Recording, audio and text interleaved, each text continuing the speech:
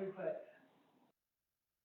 breakfast meeting, and I'm like, well, that's a breakfast meeting. Yeah. Try to Yeah, push it, so encourage yeah. people to do that, Yeah, encourage, yeah.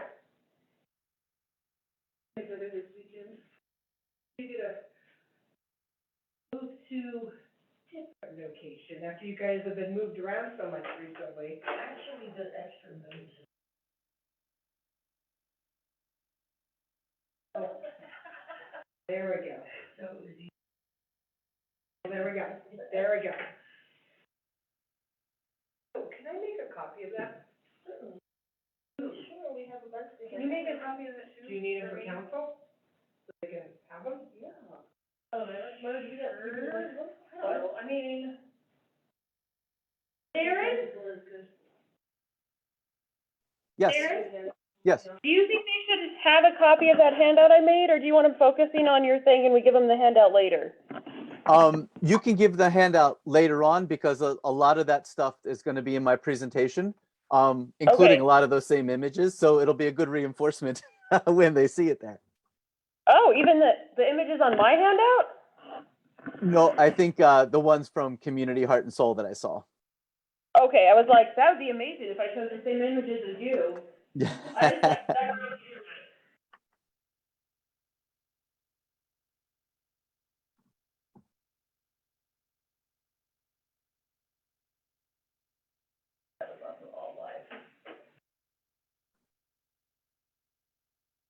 How are you doing? Good, how are you?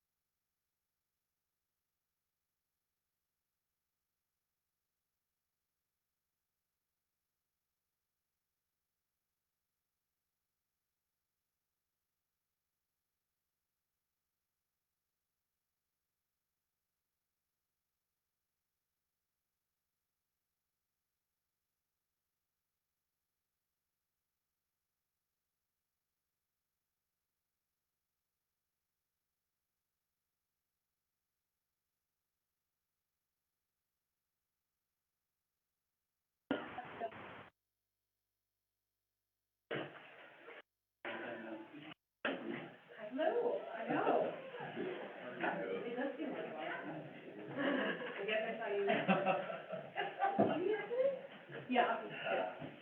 What was this today, Monday? I don't know. I've been in meetings all day today. I don't remember. Oh.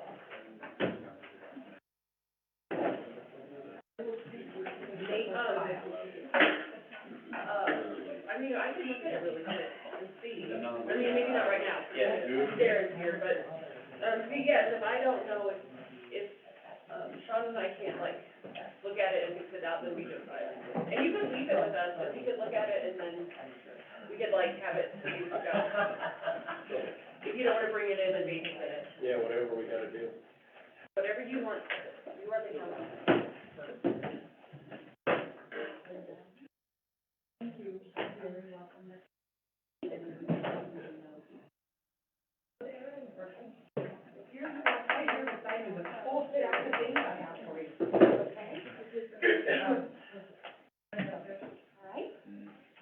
You're very welcome.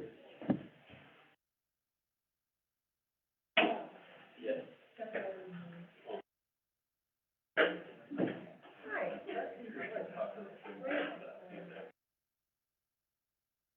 Yes, so these are for you to hand out.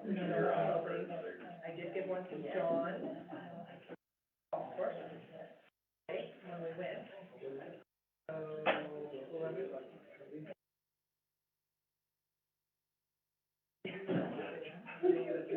John.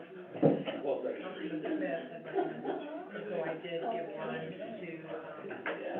John today. And then I gave one to Kathy. People are used to it, like, I normally don't like it for a morning person. Whoever likes it, or, yes, usually fall for somewhere they don't do, or half the time, that's usually, or like, that way they're not sure.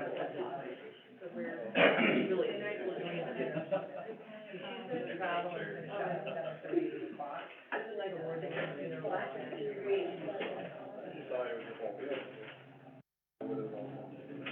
Well, we can be on. Okay. Okay. Okay.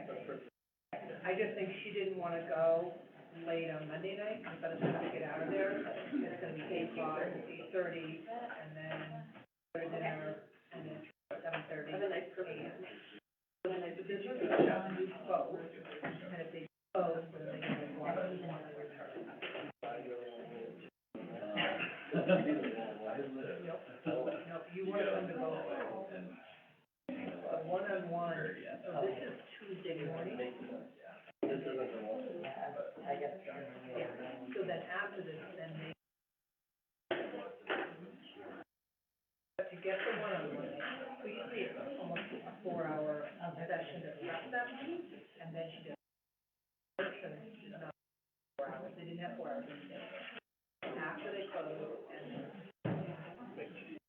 Yeah, so these are for you. This is really interesting. This is a different one. I sent you a lot of the. Then I can't.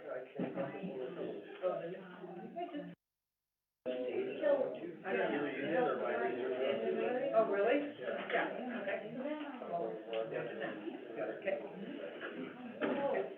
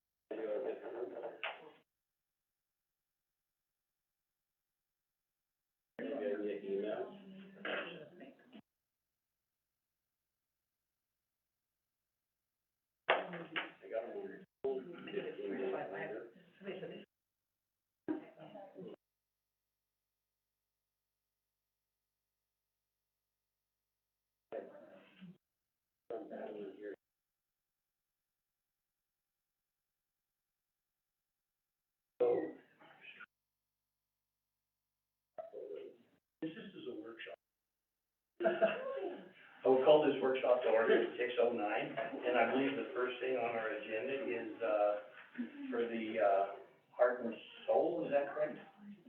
Correct. Okay. Turn the floor over to Eric. Honorable Mayor and Council, as you guys know, we did talk about Heart and Soul a couple meetings ago, and you guys asked for a workshop. So to get the best information possible, we've invited Darren Wozniewski, is that right? I got it right, okay. Yes, you got it right. I was thinking maybe just Darren W, because it's quite a long last name. He is a Heart and Soul coach, so one of his many hats that he wears is to work with communities as they guide them through this process. And he's the one who introduced us to the program, so, we've asked him to come and talk to you guys today. So he has a presentation, and then there'll be time for questions. So I'll turn the floor over to him. Great, thank you. Mayor and Council, I appreciate the opportunity to share a little bit about Community Heart and Soul with you all this evening. I'm going to share my screen so that we can go over just for some slides for reference, and then we'll have an opportunity to answer questions afterwards.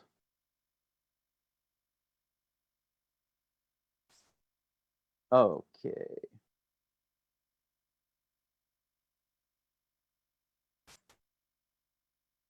All right. So again, this is Community Heart and Soul, and I'm Darren Wozniewski. I've been a certified Heart and Soul coach for about 3 years now. I originally had heard about the program almost 6 years ago through the Main Street program, and it always seemed like something that I loved. I knew as a Main Street director and then as a state coordinator in Wisconsin that some of the hardest things we have to overcome are getting people engaged, getting, more importantly, new people engaged in what we do. Nothing to discredit those people who give it their all and are always the ones we can count on, but we also know that we're looking for opportunities to bring others on board. And so from that very beginning, I thought Heart and Soul was a great way to do that. And it took me for a little while. I tried to get it involved through the Main Street program when I was in Wisconsin, but Heart and Soul is more of a community-wide effort, and so it was a little tough just to do it through the Main Street program.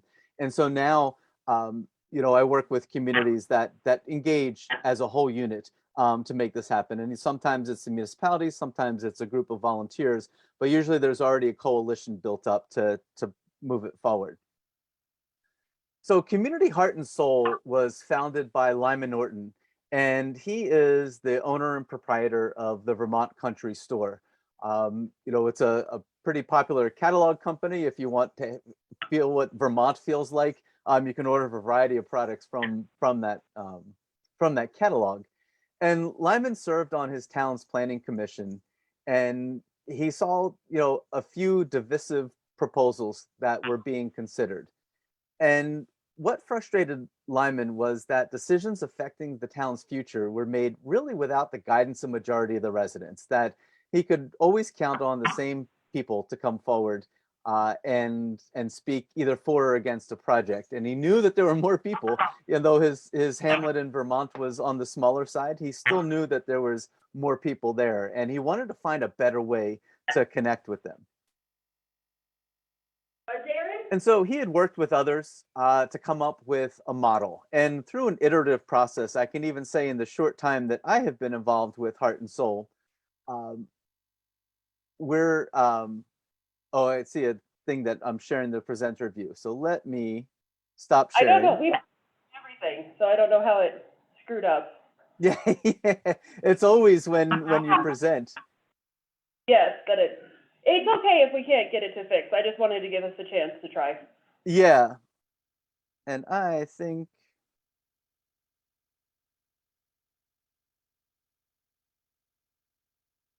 did that come forward? Yep. Okay.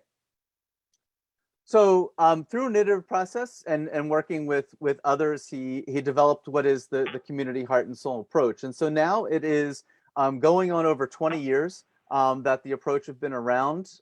You can see the states that we're working with. It isn't quite, you know, cover everybody, but it's building momentum throughout the country.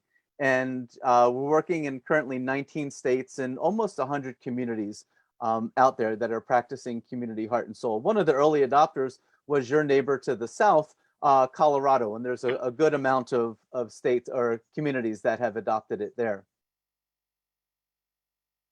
So people always ask me, what is community heart and soul? And, it pretty much, it boils down into these three or these 5 items that it's purpose built. It is really meant to re-engage a community and teach them how to work together. I think that, communities used to be really good about this, and then we got away from it. Everybody just started relying on other people to do things, and eventually we started relying on consultants to come in. And we've lost that community development muscle, that community engagement muscle. And Heart and Soul really brings it back together. And I'll talk a little bit out in the process, but one of the things in growing muscles, there's going to be some pain in there, but that's where we learn the best, and that's where we grow as a community.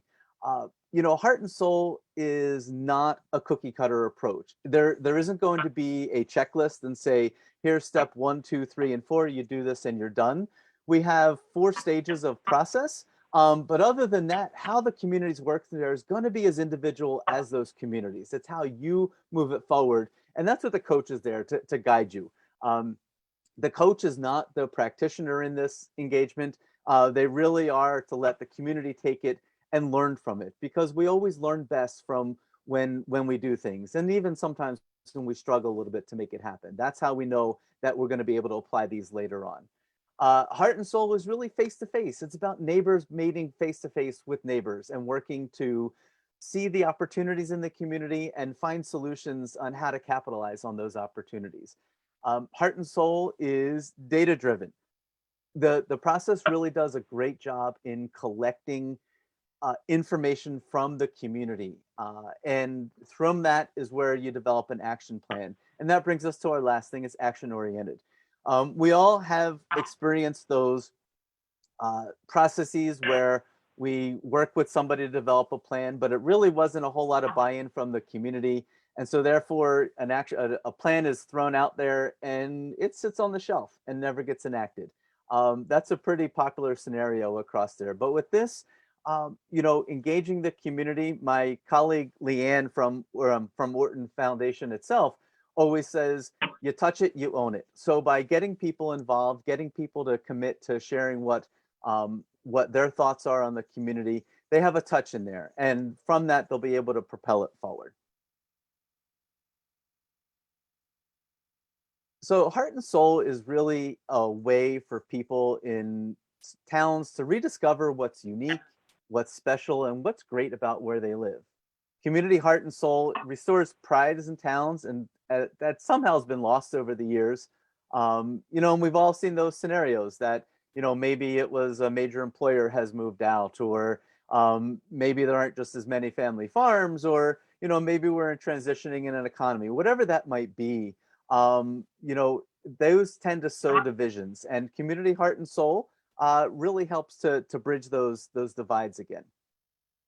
So by actively seeking the collective wisdom of all the residents and letting people feel empowered to contribute, including those voices that are often missing in the process, the Community Heart and Soul approach brings people together to build stronger, healthier, and more economically vibrant communities. And this is what we've seen in those over 100 communities that are happening, even those that might have fallen off the way or maybe didn't go all the way forward there. There were still some positive things that resulted from there. It really is a resident-driven model, and it helps to build trust across all parties while taking into account the unique character of the town and the community, and the deep emotional connection of the people who live there. And it's, that's why it's called Heart and Soul, because that deep emotional connection is the town's heart and soul. And the collective insights into what truly matters to the citizens in Rawlins or any community participating in Heart and Soul guide a community in making the best decision about its future. So this photo here is just one example. This is Galesburg, Illinois.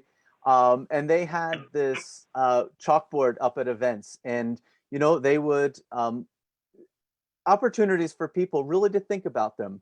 We often, when we live in one place and work in one place, we forget what makes it special. So Heart and Soul was always that chance to remind people about what it is. And so this is just asking, free stuff to do in Galesburg, because how often do we hear there's nothing to do here? So we just kind of, list it out there. Also list, what people love about it, whatever it is. It's a way to engage people in their community and remind them what makes it special.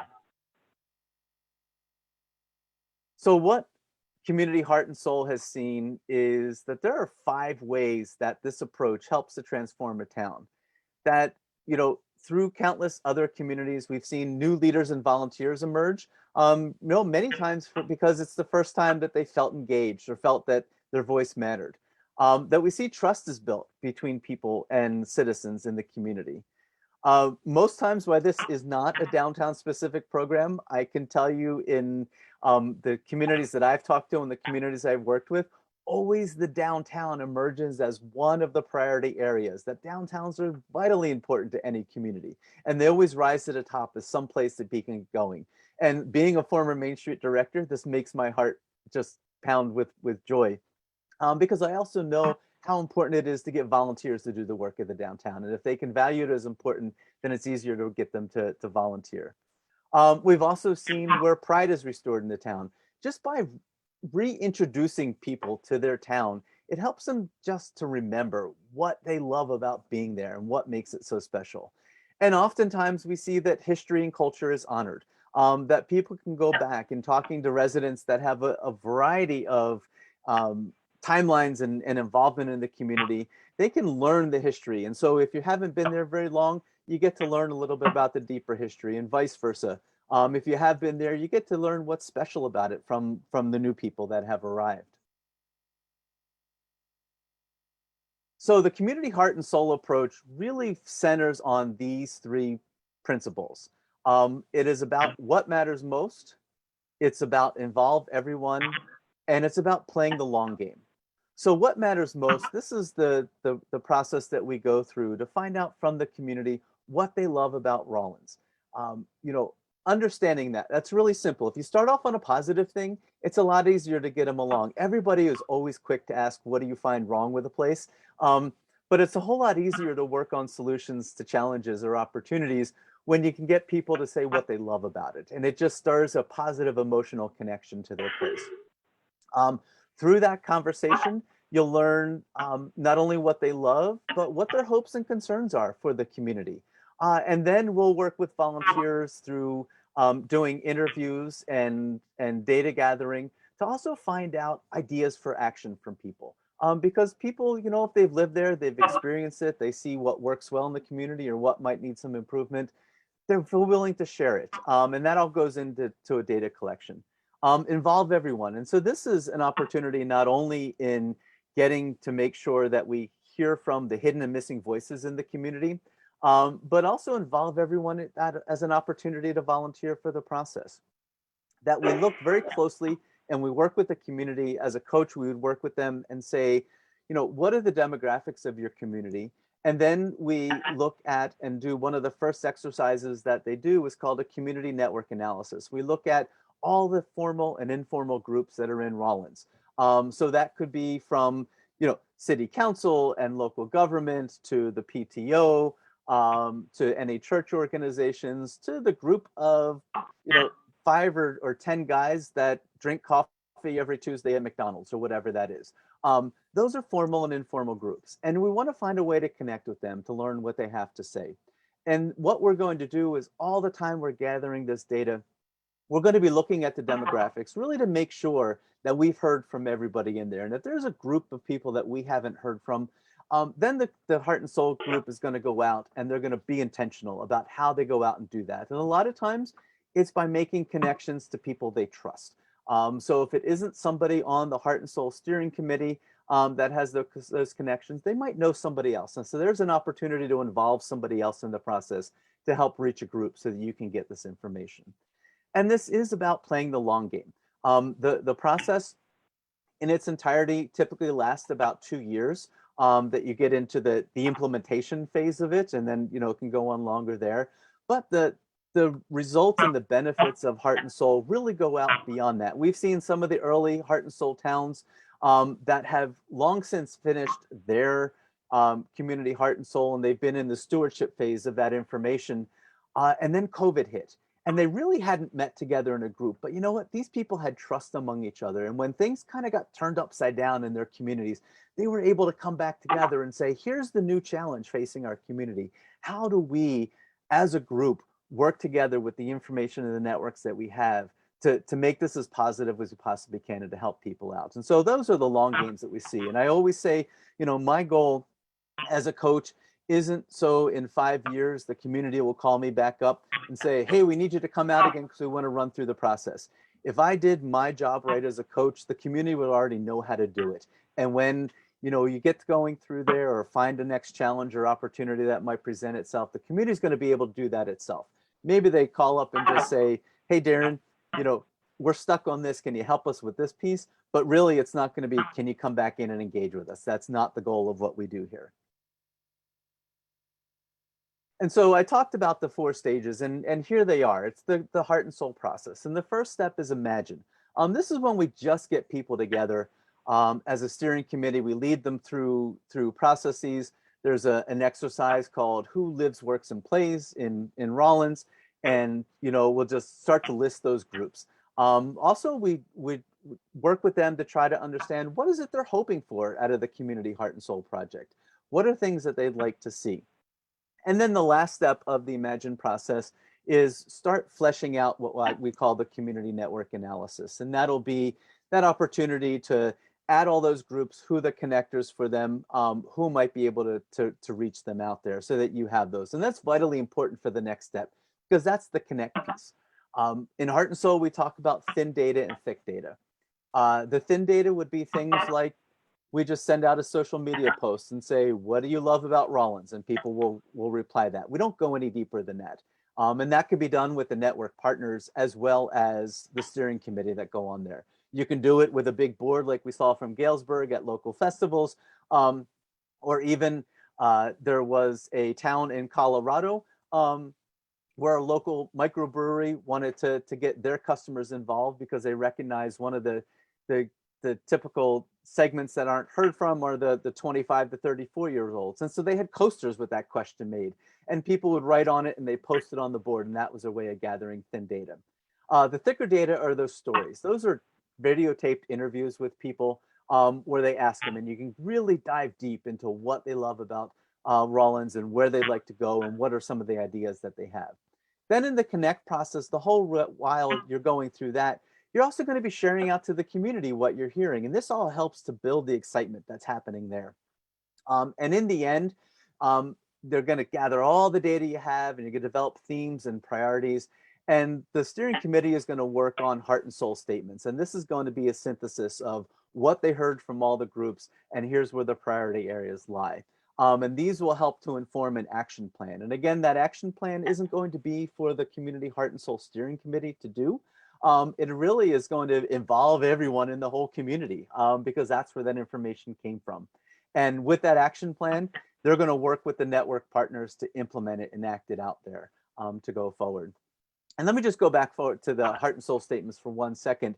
Many of the communities we found great buy-in from the elected officials, and there are multiple towns in Maine who have used this to inform like their comprehensive plan processes and things like that.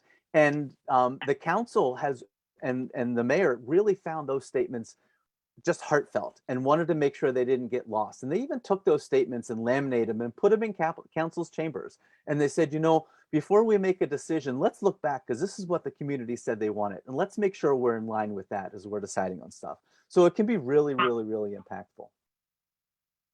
So here's where it all fits together. You know, we've got the core heart and soul team. It's going to be made up of people from around the community, maybe some municipal staff, whatever that might be. Our municipal leaders are going to be involved. We're going to have a pool of volunteers. They're going to come and go. Not everybody's going to be one involved in all the processes, especially, you know, that first part of that Imagine process. That's just a lot of planning. So anybody who's the take action, I just want to start type of person isn't going to want to be involved in. But when it comes time to doing and collecting stories, that's an opportunity. So you'll really see volunteers come and go throughout this whole process, and that's great. And then there are sub-teams that happen for all that, to divvy up the work, and to get people going. So then we just look at, when is a community ready? We look at, is there community interest? Is there community leadership that wants to see this move forward? How are there relationships built in a community culture of working together? Maybe not really strong, but at least, some parts of the community work together. And then definitely having the resources involved, the volunteer resources, the human resources, and financial resources to move it forward. So that is the heart and soul approach in a nutshell. I'm going to stop the presentation and end the slideshow, and then we can take questions from you all.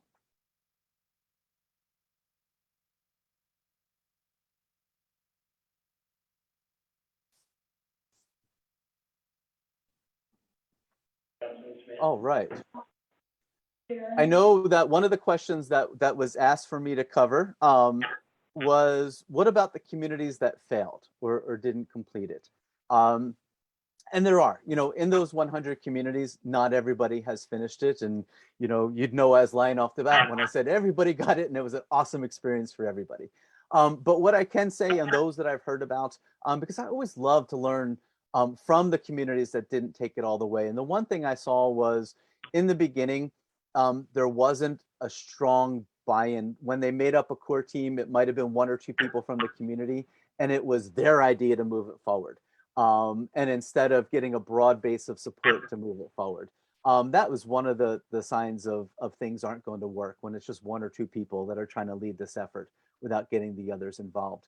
And then there are some definitely times when things didn't go forward, when there was a change in leadership in the community, in elected leadership, and they just said, we're not going to support this anymore. It isn't where we want to go. And so they just, stop supporting that. And so that's another opportunity. Those are the 2 main areas where I've seen where things didn't succeed with community heart and soul. But even when that happens, there's still some positive nuggets that come out, connections that are made, a little bit deeper understanding of the community. Darren, I have a question. I'm Linda Yes. Smith. I want to talk a little bit about what the data that how deep is the data? In other words, is it just surface data that you get feedback from the community, or do you get so far into doing trends that use credit card information, other geographical type, or not geographical, but data that you can get from banks and credit cards and all, is data mining is what I'm getting at. How far is the data? Right. Yeah, no, it doesn't go into that. The data that we're getting from the community heart and soul approach is, what do people love about it? And then ultimately, what are the priorities they see for the community? What are the things they value in the community? And what ideas do they have then to take action on that, to make improvements, things that they'd want to get involved with? And just maybe to add some clarification, this is not to replace the economic development plan or the rebranding or other things. This is a foundation we use, what's used moving forward to get feedback before we take on those plans. So for that kind of information, we'd be doing that in the economic development plan. One of the reasons, this is, Mayor Wycombe, and I'm the one that asked, has there been any, cities attempt this and fail at it? And one of the reasons I asked that question was, we were very, vigorous about, collecting, surveys from our community so we could know what they're thinking, and, we worked pretty hard at that, and we have an amazing, PR person who put it out there so people had all the opportunity in the world. We went to the senior center and handed them out, and I think we probably handed out, 70 of them at the senior center, and we got a total of 200 back. And so, the reason I was asking was because I see the people that live here are a little bit different, and they don't necessarily participate at a high level, and I'll tell you why some of them don't. There's probably 20% of the people that work here and sleep here that don't live here. It's not their community. Their wives, children are at home and they send their money home. That's one reason for non-participation, but I worry about a program like this that requires so much effort and so much buy-in and a lot of, when we only had 200 people fill out our surveys, that we worked very hard to get people to fill out.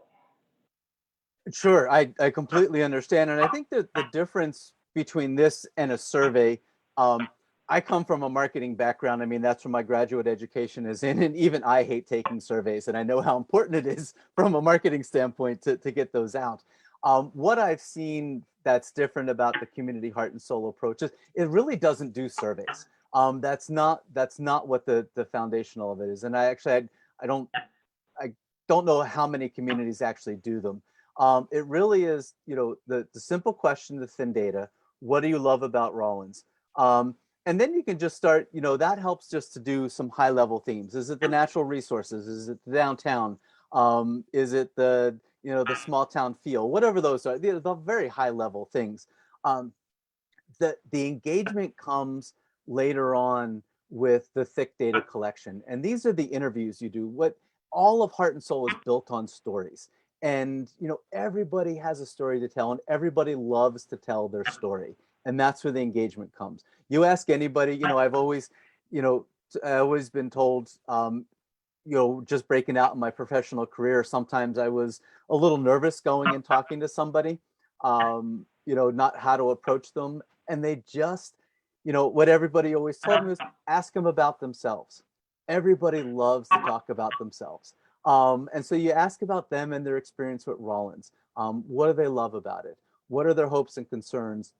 What are their ideas for action? Those are the high level questions. But what happens is we train people to go a little bit deeper. When they hear something, they'll say, oh, well, tell me a little bit more about that. And they draw that person out. I can tell you a community I'm working with right now, the shortest interview they have is about 30 minutes long. And they thought when they first started, they said, okay, we're just going to have a whole bunch of 5-minute interviews when we get through these questions. And that's just not what happens. They have over 200 recorded interviews right now that are 30 minutes long because people love to talk and people love to engage. And then with that, where you can get people interested, you have what we call the story listening team. And it's not the people who are doing the interviews, or at least not that particular interview. It's a different group of volunteers. And they're listening we train them to listen for the data points in these recorded interviews so that they can put them down into the spreadsheet so to be acted upon later.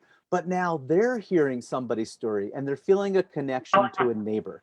And then the whole while, these little tidbits are being shared out into the community. And people are now starting to see their neighbors in a different light. And so that is what really builds up the buy-in for Heart and Soul, as I've seen and experienced.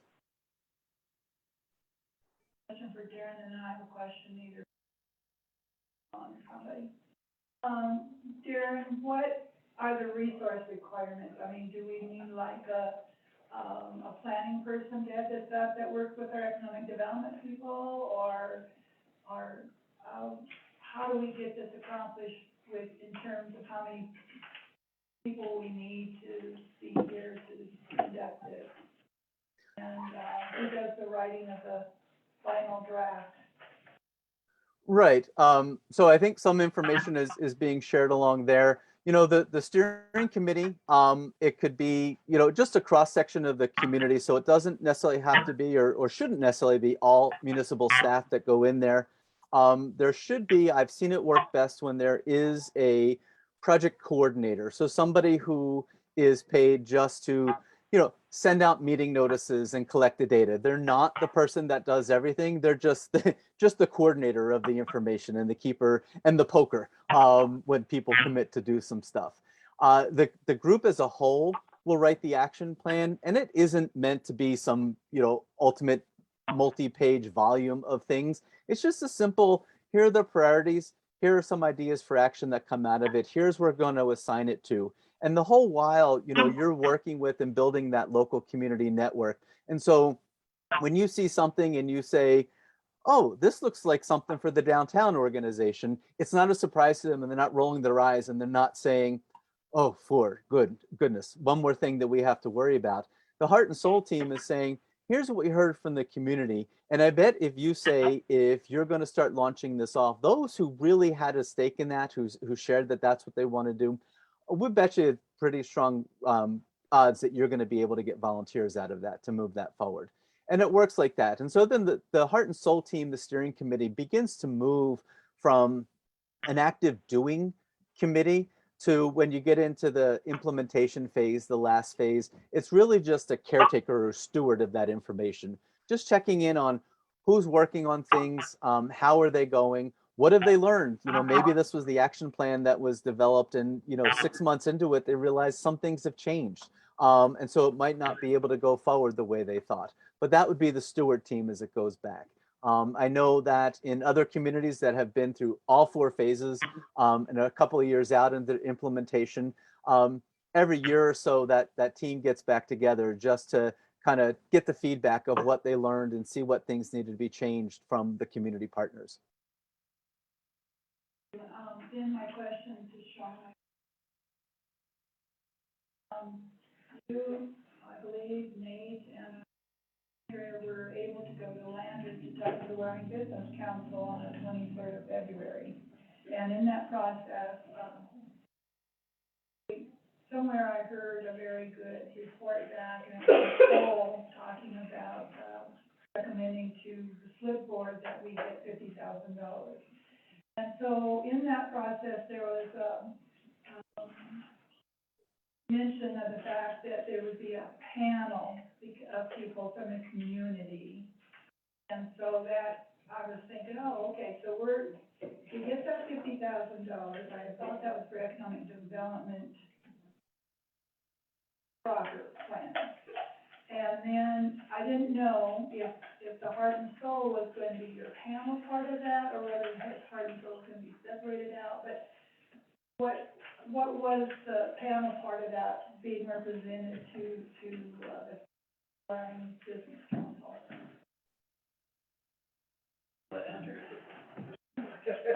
I just wanted to be clarified here. I just wanted to be clear that these are completely 2 separate things.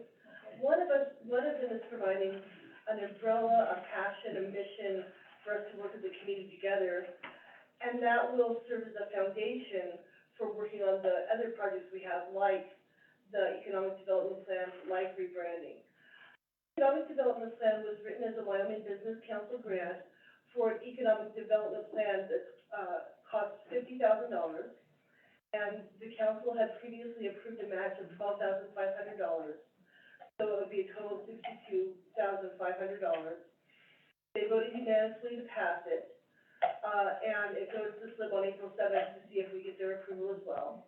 The panel in that is, we would hire an economic development consultant, but they would work with citizens to talk about what wants and needs we have here so that people don't drive to Casper to get their needs met.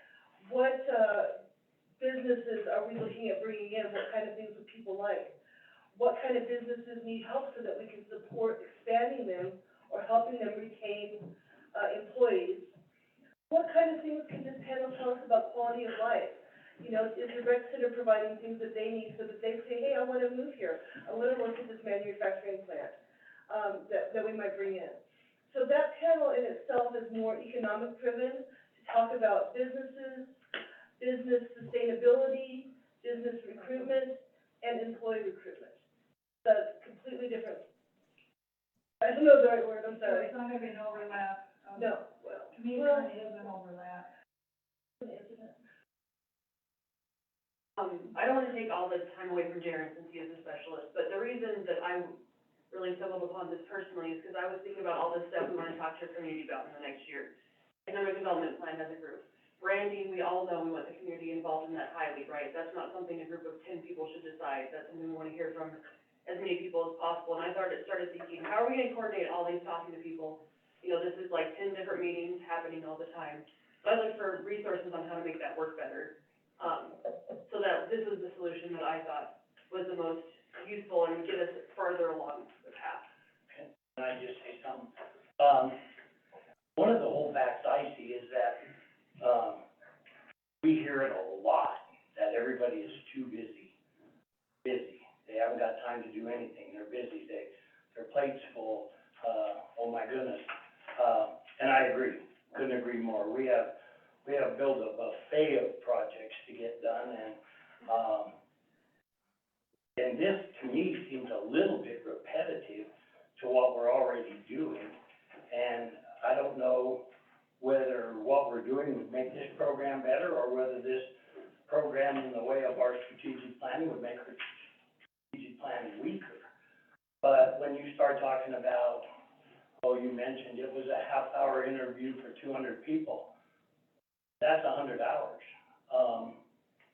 If you're gonna talk to everybody in town like this says, we're talking about literally thousands of hours, and all I hear about is we can't hardly get done what's been carved out for us already. So I'll tell you,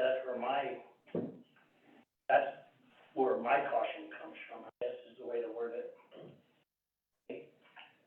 Yeah, I would, I don't want to discount what that is, because I've been in community development for 20 years. I heard that a lot. And one of the things that I do appreciate this process is it runs under the principle for engagement of got a minute, got a moment, got a month. We can meet you where you are with the time that you have. So those video interviews, I can tell you that they're done by a team of approximately 75 people, and they go from high school students and middle school students on up to seniors. And all they wanted to do was one interview. And so that was an opportunity for them to go ahead and do it and just take that information.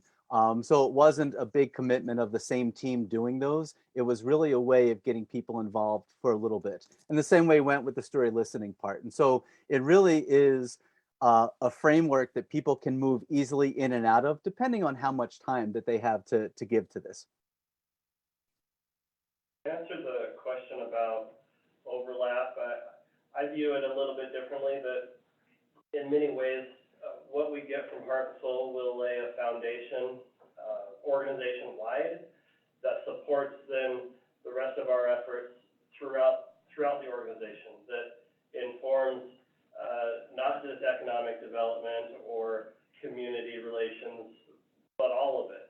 And then we then, as work as on the staff side in department head meetings, working with Sean, things like that, or as council is presented with decisions on various things, or in that setting when we're reviewing our strategic plan, we're now bringing the community voice into those decisions instead of relying on just what we're bringing into the room in that moment.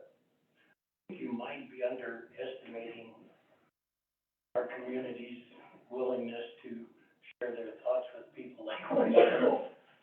Go shopping with me sometime. It's volunteers.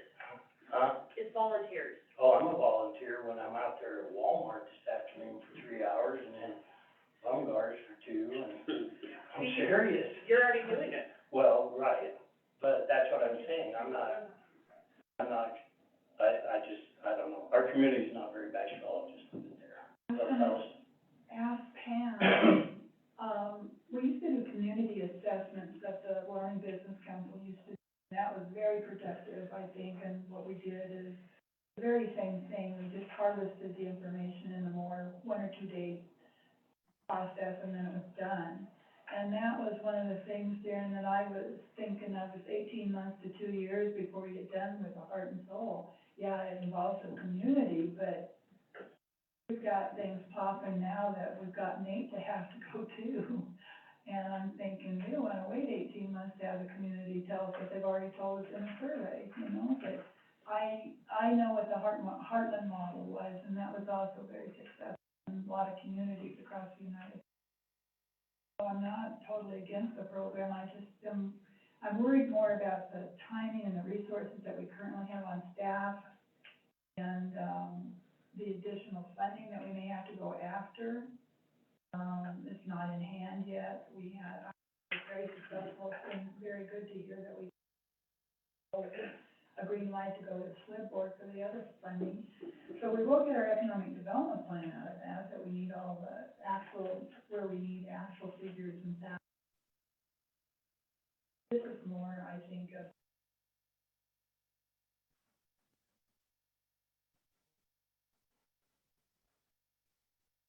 Anybody else have any comments or questions? Mark?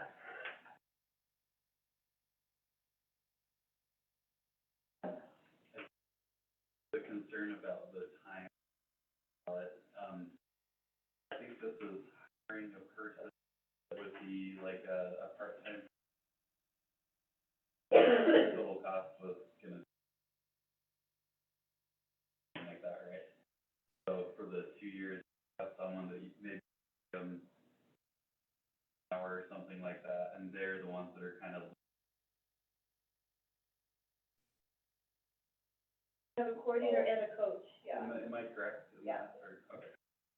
Thought I'd bring that up, because Yeah, that's, that we would I have think it's those important point. But we would have to budget for that, correct? And that would have to be. There's actually funding in this year's budget. It was originally designated to do branding and to do community events. And since this is a way to do community events and do branding, our recommendation is to allocate that. So your priority would be to forget the branding and forget the other and do the heart and soul? My Because priority you is can only spend the money once. I think by doing this, we'll get a better feedback on branding, and we can do the design in-house.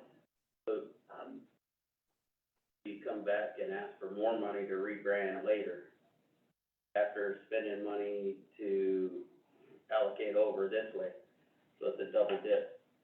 In my opinion, this is one of the ways. There are other options that we can consider, but this is one of the ways to get the feedback for the branding from a larger group to get more community buy-in. So, which is a part of what that branding money was designated, without a particular method. You know, we just threw branding and logos. It wasn't even called branding, it was called something very.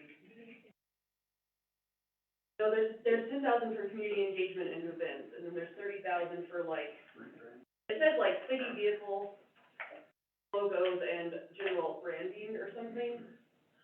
So, we're talking about this, it's ultimately, I get to get the community involved, get more input from the community and everything else.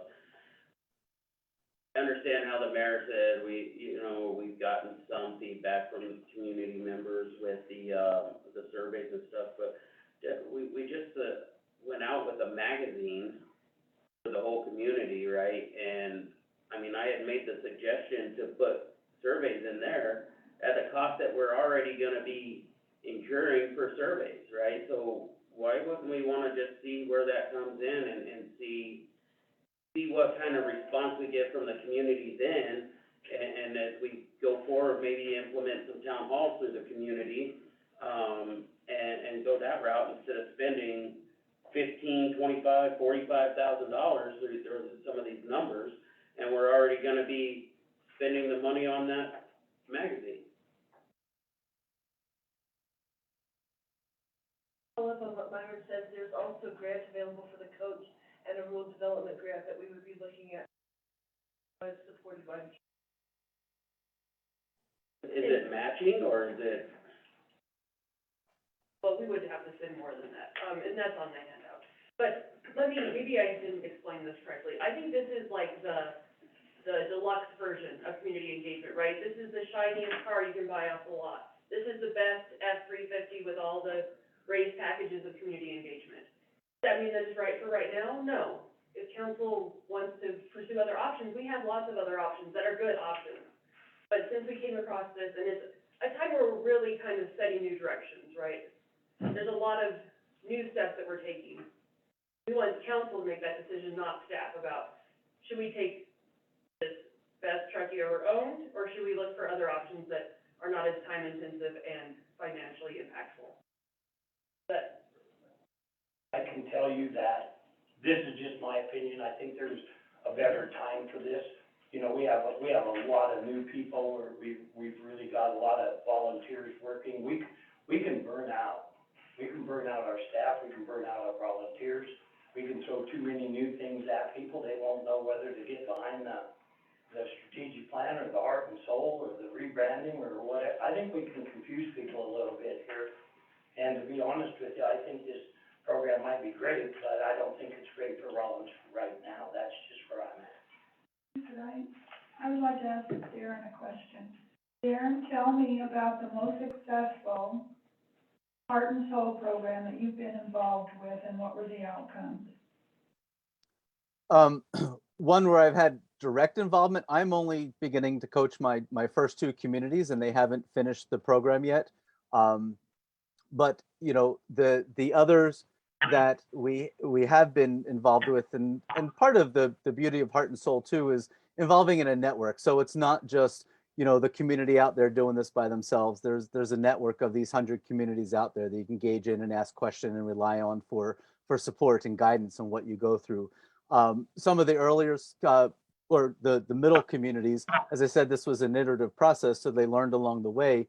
But in Maine, it got wildly successful and won multiple awards from the planning departments for incorporating this process into the multiple community plans that were going, the comprehensive plans, the community strategic plans that were being done as a means to inform those.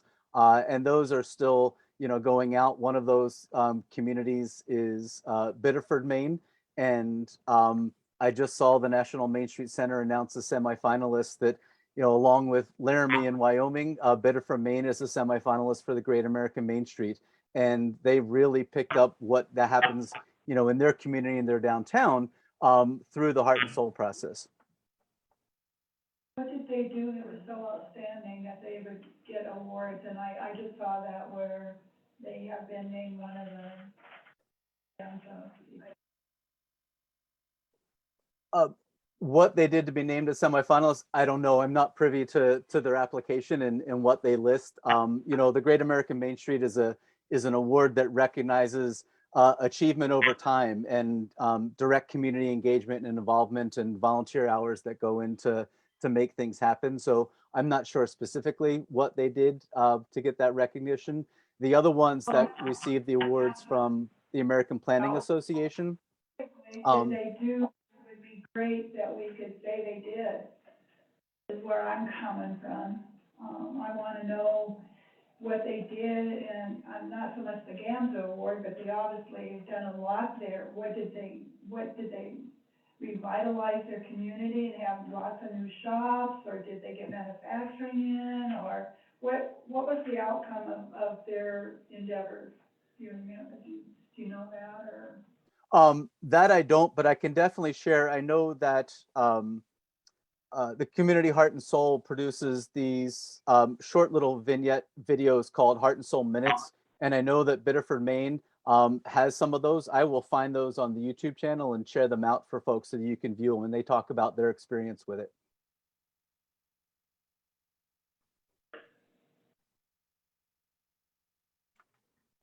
Anybody else? Right here, Heart and Soul, that in 2016, Biddeford, Maine, come 90 million value of new and improved economic development. Just along with a big deal on just their Heart and Soul thing. Glad you tell me that. 21,000. Yeah. An old mill city, it's right on the water, mill town. Yeah, it said it was a long struggling, textile mill town. Mill town. There's tons of vacant buildings that were they're right on the water. So did they redo and reuse and get new, like make it into like a? I mean, it is kind of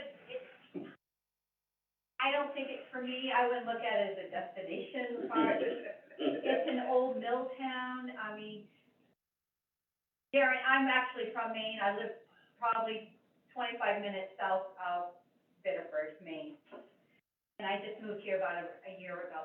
So, I mean, they have more shops now, they're thinking, trying to use the old buildings and kind of use those.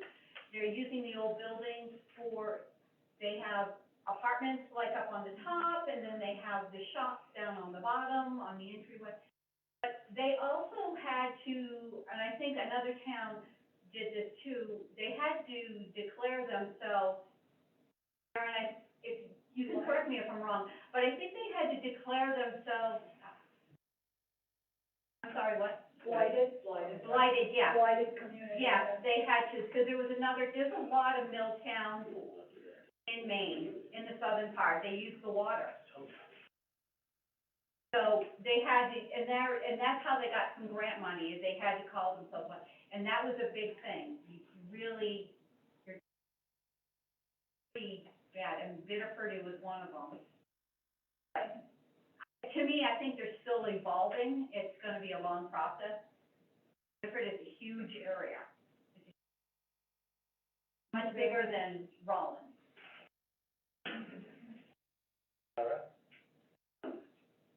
I just have two thoughts, I hope you don't mind me sharing them. The first is that although Heart and Soul seems very touchy-feely, I think, it was a process created to address planning and zoning questions. The problem that came up that Mr. Orton was trying to accomplish was something about how we want our communities to look. So although it is about, you know, it seems very touchy-feely, what did you love about Rollins? What's so great about living here? Tell us your stories. The problems it's solving are on-the-ground economic development, planning, and zoning problems. The other thing I wanted to say is it's really ironic, the mayor, has stated that he saw this as adding another layer of complexity to our interaction with the public. The way I was approaching this, the reason I was looking for this was to take away a layer of complexity, because I was imagining my press release thing. Well, this week, you need to come and talk about, you know, our master planning thing, and the next week, come talk about our dog park, and the week after that, we'll do branding, and then you can join this one committee for the economic development. And I wanted a way to get that wider community feedback from everybody to then guide the smaller committees, like the economic development group, if that makes sense. I see it both ways. Well, I see that too. I mean, if this was there, we might not need you, I get that, but I'd rather have you do it. I do not have time to do this.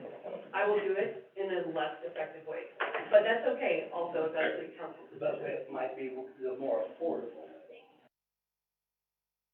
Could I address something that Councilman just asked me about? You have to declare sometime a title like blighted communities. We did that, I did that, that's how we got started with that $100,000 downtown revolving loan fund. Went around to the different businesses and told them what we were doing, and they bought into it. And having your storefront declared blighted was not a fun thing, but because they understood how we were going to put together this revolving loan fund, we were able to call ourselves blighted and get this community development block money to do that. And that's how we got started with, that's, of course, now it's DDA and Main Street Prevention. The other side of that coin is, if you own a building beside mine and you declare yours blighted, you just, If we went around and got money to do all the facades for you to fix them up. if I'm on that line and I'm out of the area.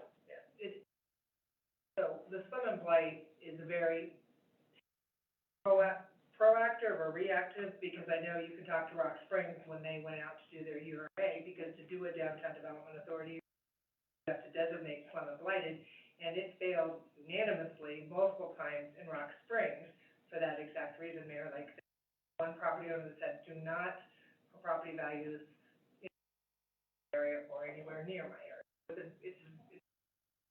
It's a real thing. Can it work in areas? Yes, it can, but it just depends on where that area starts and stops and who's beside you, but I do know that it can hurt you. Yeah. On, And in this particular time, doing it with what Councilman Smith said and the DD, it worked. right. I agree, it has worked, but it doesn't work everywhere.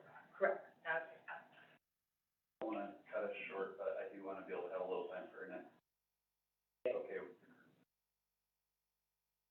Anybody else got any questions? I just wanna say, when you're talking about a blighted area and declaring the community blighted, are you talking just certain areas in our community?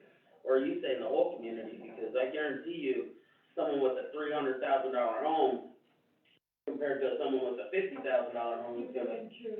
Yeah, you actually Okay. designated a district. It was very, Well, yeah, I understand the downtown, but when they say our community, that makes me struggle.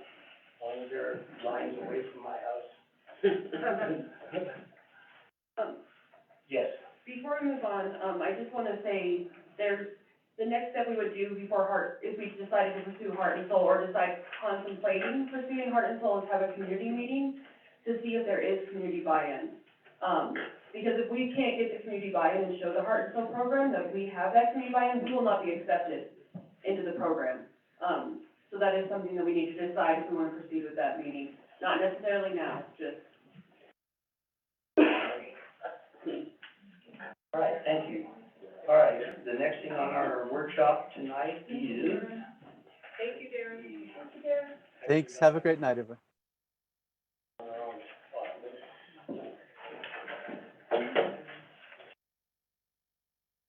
Okay. All right. So the next thing on the workshop agenda is the Latino, celebration, and I will turn the floor over to you, Sean. Thank you. Thanks for having this conversation tonight. There's a few things that I would like to, learn from the council. With the Latino Heritage Celebration, we do have a community group that, as we all know, put it together this last time. It was held in, downtown Main Street, and a few months ago, I remember coming to the council and suggesting that it might be a good thing to kind of separate the events so that we can, for one, I think it helps with one thing to be able to make it a little bit bigger, because I know that we want to have more people come to our community, so I think that's a good thing. And just to resolve there's a little bit of conflict this last time. So assuming that we want to go forward with, a separate event, my first question is, where would we want to hold the event? And I think the answer to that is Washington Park, if I'm not mistaken, because it's just a great venue for events like that. It works really great for those kind of venues. Okay. And then, the second question I have is, we have some proposed dates, and I just want to talk about these for a minute. We've got August 5th, August 5th would be a Friday in the evening. August 14th would be Sunday, late morning, afternoon. August 19th is, Friday evening. The Latino Heritage Celebration is, planned to be on August 13th. And then also the Chamber of Commerce is scheduled to do their CalPop and their events and, music on August 12th. So, just to talk about each one of those, August 5th, some of the pros would be probably likely, warmer weather. This is the weekend of the county fair, and so it could be a nice time where there's probably a lot of people coming to the fair, where we, having it at the same time, might be good to grab some of those people to come to our event. I would say that one of the cons is that it's not on the same weekend as the Latino Heritage Celebration, so there wouldn't be kind of that collaboration of those events. And then right now, there's not any, events at the county fair, that evening. There isn't anything that's conflicting, but there's always the potential for conflict, so that's essentially a con. On the 5th, you say? Yeah. Yeah, the fair, when it gets over, and they go home, and then very few people stay over for the Derby on Saturday. But the fairgrounds itself is normally empty by mid-afternoon. My business was across the street for 25 years, or 30 or whatever, and that's the way it works every year. So, That's probably being on that Friday night work. might be good, because then they would have a reason to stay at Rollins one more time. What do you think, Lori? This is right here. I didn't have a problem with any date, but, fighting is on a Friday. Drive from out of town and come into Rollins to that celebration, they definitely don't wanna have two here to drive back to Douglas or Casper or Laramie. We want to stay in town. That's one of the goals, is to, whether, not just for the local community, reach out to the other communities around the state. I think if we promote it right, I think we can get it right. When we did the 150-year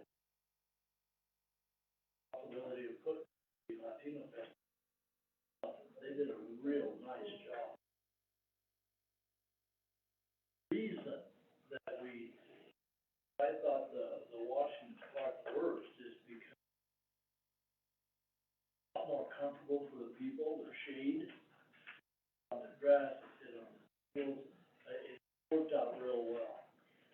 I think that the committee that put the one, very decent job, we didn't get a lot of out-of-town people, I don't know. Or what, I come up with an idea that higher education, that they could help, some of these Portland, where it's highly populated, like Warrington, Army, Rock Springs. I think that if we did that, we could bring more people. So it's doing what we wanna do. Recognizing the Latino population of 31% alone, and we're bringing other communities in.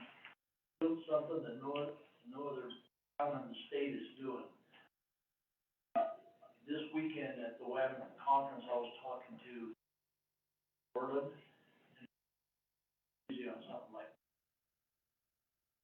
they're around 30% of the population. Anytime we're bringing them into town where they're spending some, going off our park, I just think it's a good program to put together right. So the second day, if we get to discuss this one, is the Sunday, August 14th. The pros of maybe doing it on that day, it is the same weekend as the Latino Heritage Celebration. So we could combine our marketing efforts, trying to get people to come during that whole weekend of like 2 days in a row, basically, of Latino Heritage Celebration. I don't know if we've done an event on Sunday afternoon that may or may not. I don't know. And then there's one more date, which is August 19th, which is the following weekend. So the pros could be, I think this is right after school is in session. So likely all of our families will be back, and maybe, there are a lot of things that go on in the summer, so it might be nice to blend right after school starts. And then I guess the cons is it wouldn't be aligned with the other Latino Heritage Festival. So I guess let's start there. What do you think would be the best date? I think I'm just gonna go first, because that's the way I think the fair would be best, and I'll tell you why, because we don't have to coax a couple thousand people to town, they're already here at the fair. Now, a lot of them do go home, they're tired, a lot of the ranch families are burned out, but they, a lot of people, the biggest event in Carbon County is the Demolition Derby, and that's on Saturday, or it has been historically, and that is on Saturday, so Friday night, I think, would be a no-brainer. On the 5th, when you start getting into doing it on a Sunday, now you have a problem with people either are not gonna drink, or they're gonna make our cops very busy, both of which are probably not all that good for us. And then when you get into the 19th, 20th, and then their school's back together, and, I don't know if you've been here when school goes back around here, but our town dies for a while, because kids are home doing homework and all that sort of thing, and then it was 2 months into school, well, you're playing again, but, am I right? I guess I'm confused a little bit. The committee that is putting together the Latino Fest or the celebration, Heritage Celebration, is a community group and is made up of, people who want to volunteer, and it's not a city project, it's not a DDA project, it's not a rec department project, it is a citizens group. And so with that, I think they're asking us for what date they think is best. But is the city going to be responsible for this concert, or whatever we call it? It's no different than the music in the park. It's not gonna be anything different. You're gonna get some vendors circle the park, you're gonna have some food there, you're gonna have some music, and you're gonna having a lot of fun. It's just gonna be a lot more comfortable, it's a larger place, it's shady. So it's gonna be focused on, One at a time here, just a on the second, let me answer your funeral. question. We're getting the grant from the Wyoming Cultural Foundation, Yeah, okay?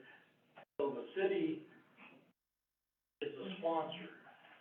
When we did it the first time, DDA did it, but, they decided, they put it together. That was $150th.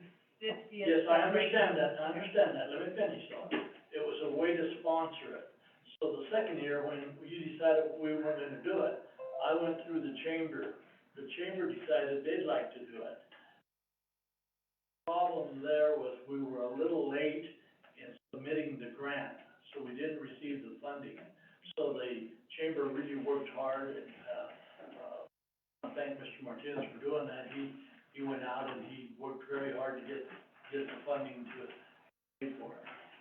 But if we do it right, foundation will pay for the band, we'll ask the vendors to come and set it up, just like Music in the Park. Not gonna be anything different. If anybody wants to go out and have a 50-50 raffle, they should have the right to go do that, so that they may, wanna do something different, they can. We're not stopping them from doing it, but the way it's set up was to bring this band in so that people listen to Latino music.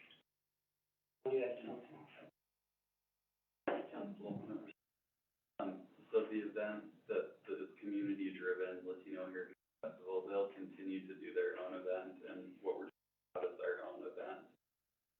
Really separate, so it would be, and that will be my question number 3 here, is the city willing to upfront some costs, for the band and hosting this on an evening? I think it would be something like $1,000 between band and, having this event for one evening. That is the other app to this. can we get Freddie Fender?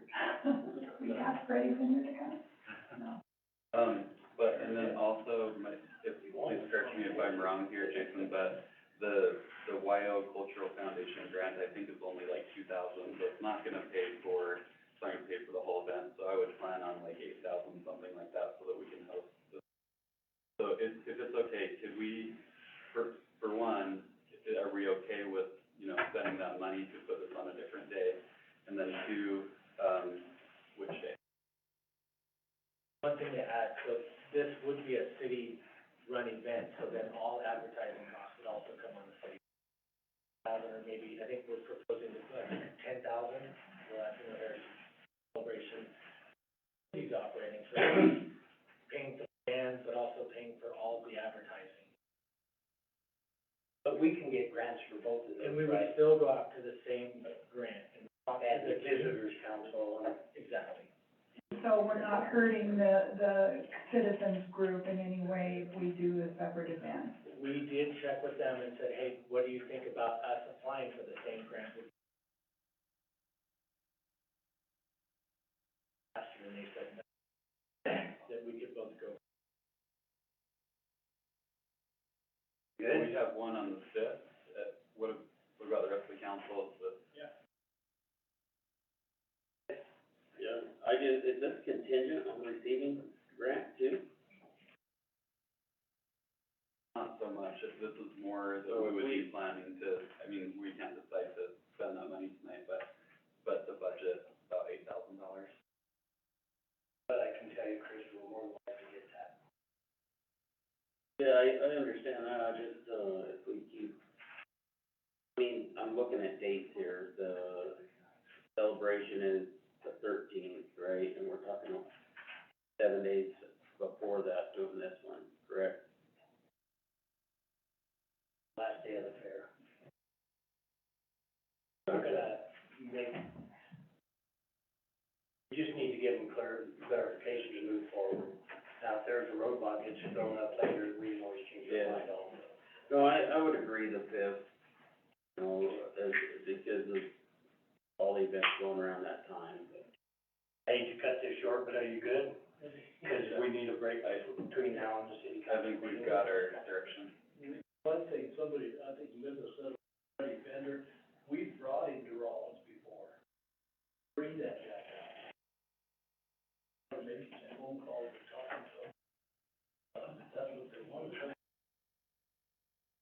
I prefer, when I talk to these bands, I try to talk to these Latino music, but they also play country and western music. On a variety of music. Are you still interested in reaching out to, Help you, yes, I know, and I want to thank the council for coming up with a date, because I know for Music in the Park, we already have our band set, so we.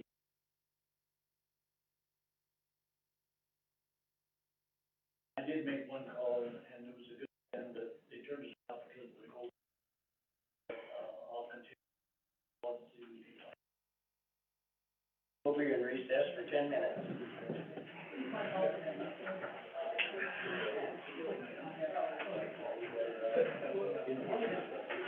We're staying live with sound.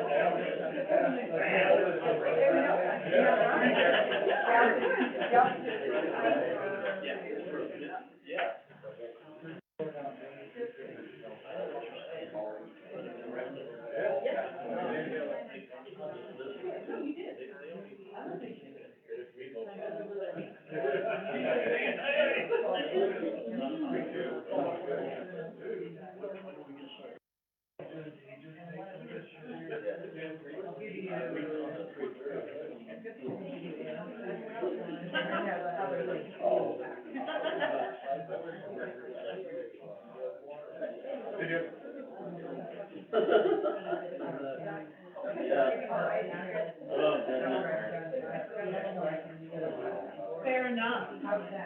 Fair enough.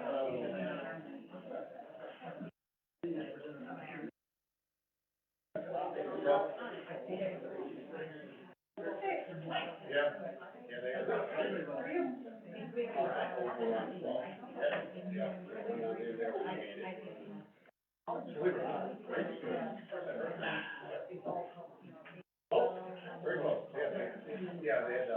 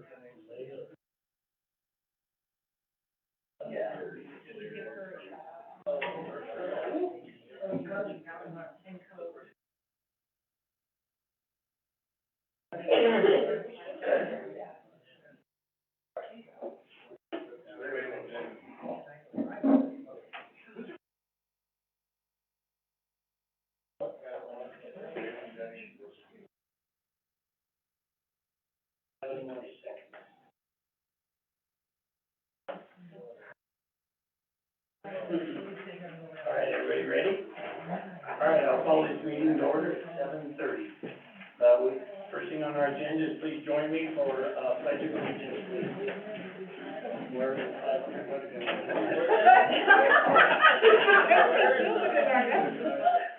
We're all, I pledge allegiance to the flag of the United States of America and to the republic for which it stands, one nation, under God, indivisible, with liberty and justice for all.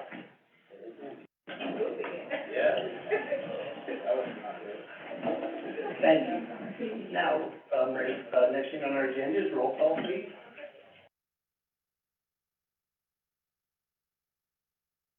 Mayor Terry Wyckoff, Here. Vice Mayor Jacqueline Wells. Here. Councilmember Aaron Durr. Councilmember Darrell Gardner. Councilmember Jabari Martinez. Yes.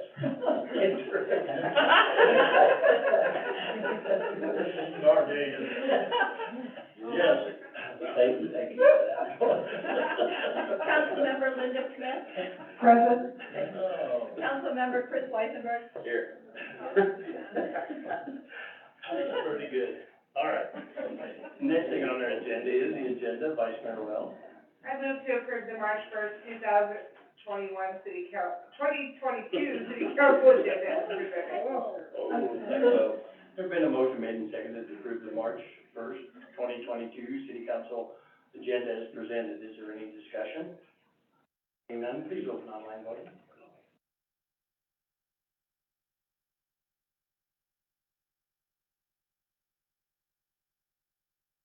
Online voting is open.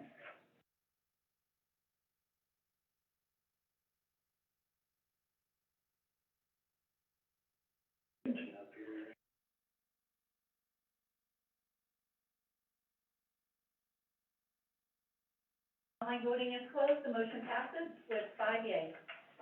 Thank you. Next thing on our agenda is to approve the minutes of the last meeting. Councilman Martinez.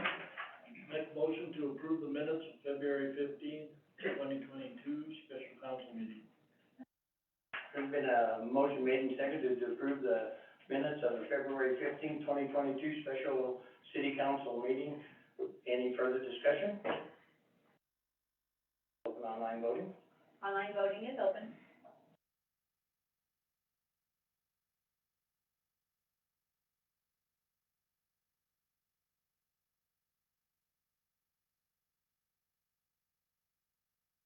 Online voting is closed. The motion passes with 5 yeas.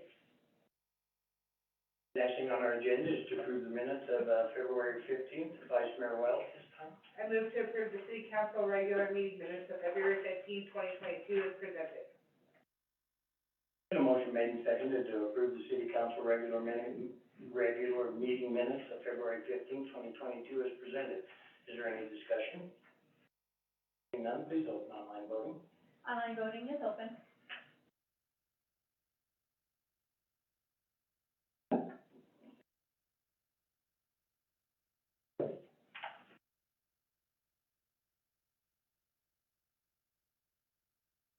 Online voting is closed. The motion passes with 5 yeas.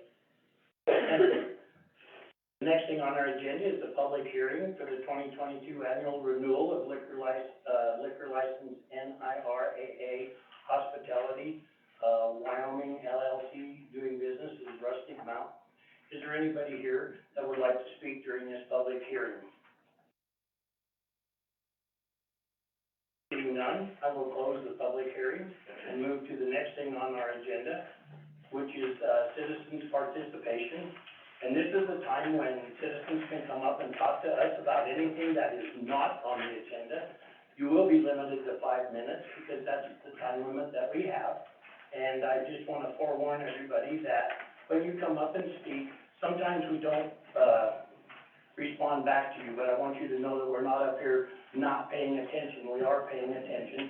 Just a lot of times you have studied the subject in depth, and we haven't necessarily, and so we will listen to what you have to say and more than likely get back with you. So at this time, is there anybody that would like to come up during citizens' participation? Okay. When the time comes, you just come up and, I'll call on you next.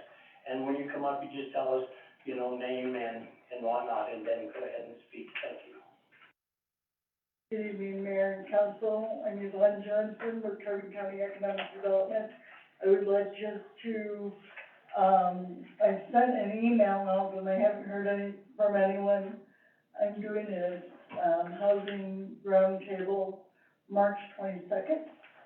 And the mayor, Sean, and Nate are invited to that meeting. So I would like you please to, mark your calendar. It's at the Best Western Cotton Tree Inn, and at 2 in the afternoon, about 5:30. And I will What be date is that, sending Yvonne? I'm sorry. March 22nd at the Best Western Cotton Tree Inn, from 2 p.m. to 5:30. This will be a discussion on urban renewal development, and we're gonna be also talking about housing.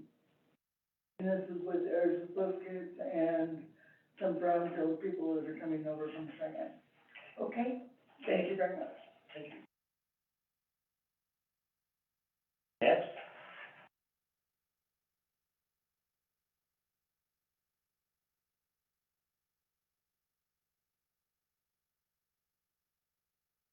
Name is Jacqueline Withrow. Can you step over the microphone, just so that, Jacqueline, so the secretaries can hear you and then get you in a minute? May I give Thank you you. a copy of these? Sure.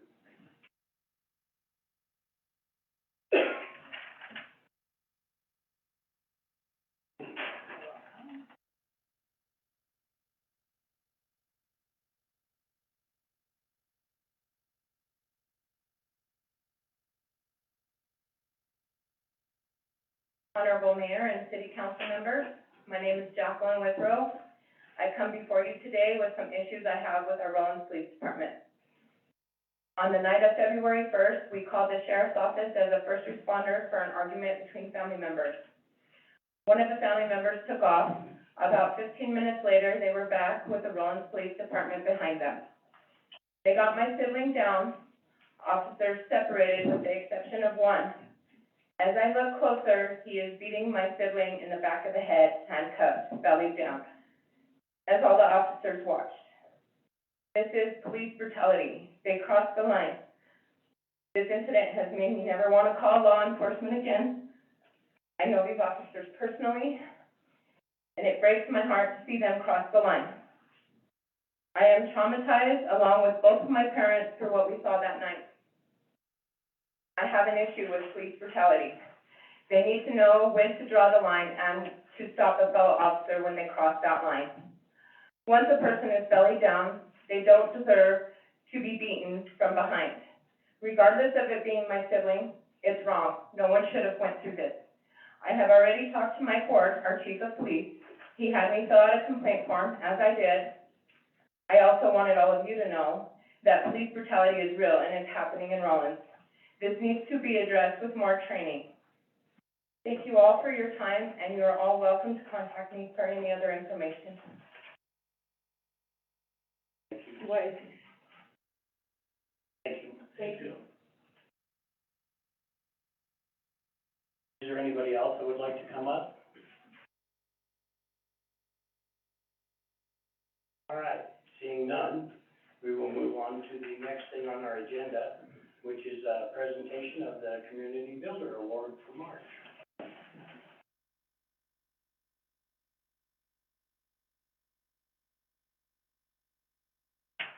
Honorable Mayor, City Council, could I ask that any members of the volunteer committee please join us up there? I'll kick this off real quick, and then I'm gonna turn it over to Josh Martinez. As you know, the Community Builder Award is a monthly award the city presents to local individuals, businesses, and organizations for their volunteer service, sponsorship, promotion of programs and events, and outstanding service in the interest of the city, and for other contributions significant to Rollins' quality of life. So Josh is gonna take over from here and talk to you about who we're presenting the March Award to. So, the Honorable Mayor and City Council members, tonight, the City of Rollins Volunteer Appreciation Committee have the honor of presenting the St. Clair Refining Company the March 2022 Community Builder Award. St. Clair's goal is to help make Carbon County a great place to live, work, and play. They are driven to improve the quality of life for all the residents and want to see the residents be proud of where they live and want them to stay here. They are most proud of the organizations that they fund and the amount of love that they put back into the community, and feel that when you donate your time, you begin to understand how awesome Rollins can be. They see the challenge needing to diversify our economy so Rollins can grow to where we have the amenities and activities such as access to recreation, shopping, education, medical care, entertainment, and community activities that the residents deserve, as well as seeing Rollins become a place where talented and energetic people want to live, raise families, and contribute to the Wyoming way of life. And they enjoy supporting all that. They enjoy supporting all that and will help achieve that goal. 2021 alone, St. Clair distributed over $350,000 to various entities throughout our community. Also, they encourage and support all their employees to volunteer their time on various boards, and they have many employees on those boards, such as COVE, the Rollins Shooting Advisory Board, Rollins Golf Advisory Board, Boys and Girls Club, Old Penitentiary Joint Powers Board, Rollins DDA Main Street, Economic Development, many coaches, many assistants, everything. There's just support that they give to their. And without further ado, I'd like to present this award wherever it's at. Oh! St. Clair Refinery Company, you guys would like to come up?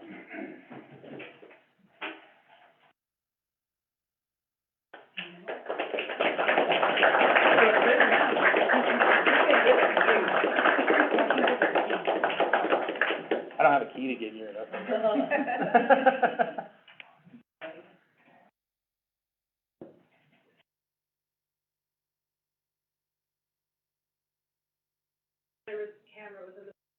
Oh, so I had to wait.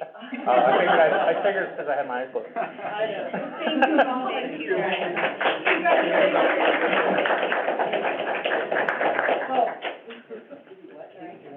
Thank you, that is so well deserved, and we so much appreciate it, thank you very much.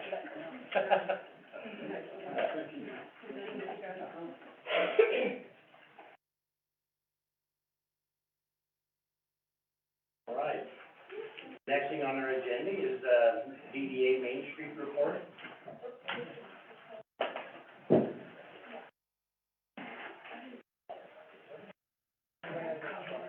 Honorable Mayor and Council.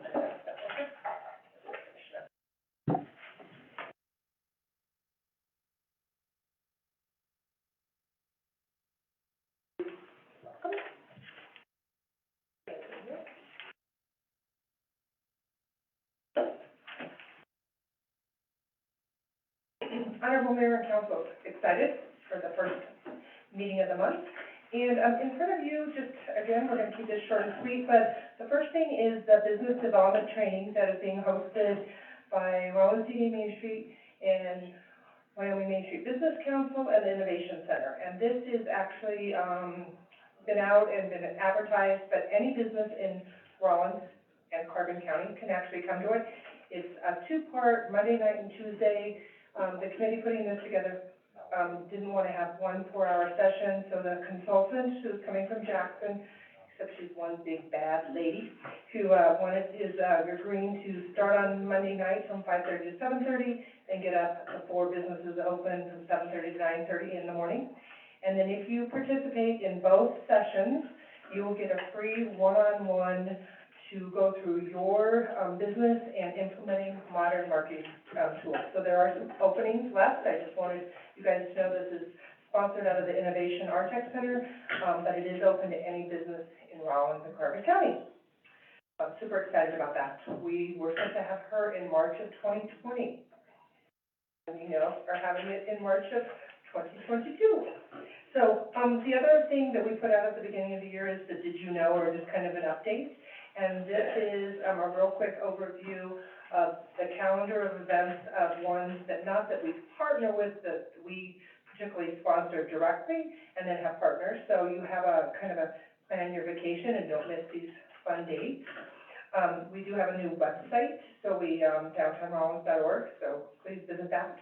And then this is just a little overview of benefits, that you guys can take, or that businesses can take, advantage of. So, and that was handed out.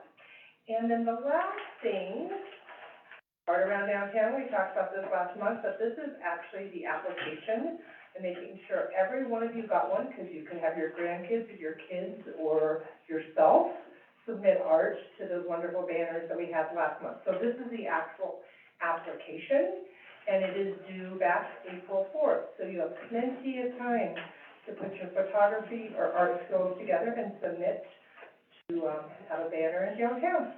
And I know that, Deborah, you have some very talented people in your family.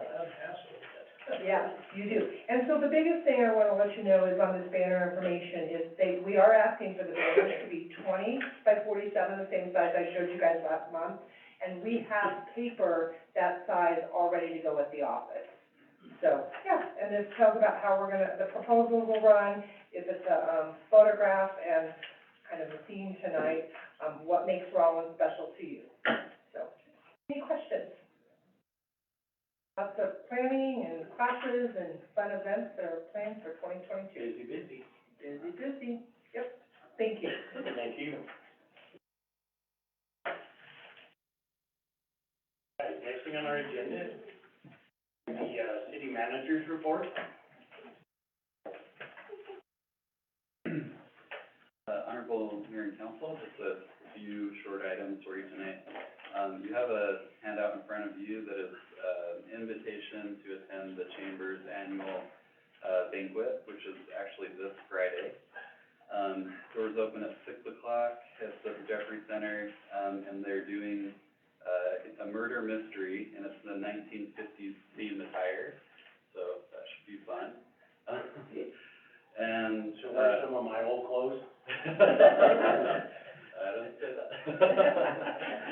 How far of the bar? So if you'd like to go, I just need to know by the morning. I need to send an email to the chamber, at lunchtime, so just let me know if you'd like to attend. If I don't hear from you, I'll assume that you're not planning to attend. Then there's another, document in front of you. It's the 2023 budget calendar. And if you could just take a look at that, there's just two, minor changes that I just wanted to point out. So it's in blue, about 8 rows down there. Tuesday, March 8th has been changed to Tuesday, March 10th because of a conflict with the planning and zoning meeting on the 8th. And this is the day that we'll do, prioritization of strategic planning items. And then if you look further down, almost towards the bottom, Tuesday, April 12th was moved to the 14th, just another conflict as well, that we wanted to move, to a Thursday. And other than that, we are still right on track with our budgeting process, and we're in good shape.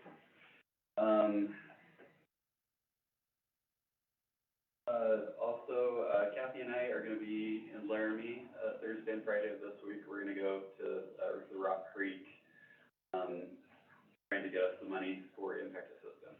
So just, so you know, I'll be out, Thursday and Friday. And then my last question, if the council, I would actually love to hear some of the things that you learned at your WAM conference, and that's all that I have here. Leave the night before, 'cause the road would be closed. That's what I learned first. It was a pretty good conference. There was a couple of, really good speakers, and, there was several breakout groups. Some of the funding mechanisms they discussed about, I had my speech already, can't remember. Conflict, resolution was a good thing to go through. Can't remember the speaker's name there. But that's really a legislative update, and there wasn't a whole lot more than that. Did you get, well, Devari has some good news. I just wanna say that I thought it was a good conference also, and I had an opportunity to learn. Why not? I asked the question on our overpass. Years ago, we, put the overpass over. YDOT. And, so I asked that question to someone there, and he put his book, and he says, on schedule for repairs on that overpass.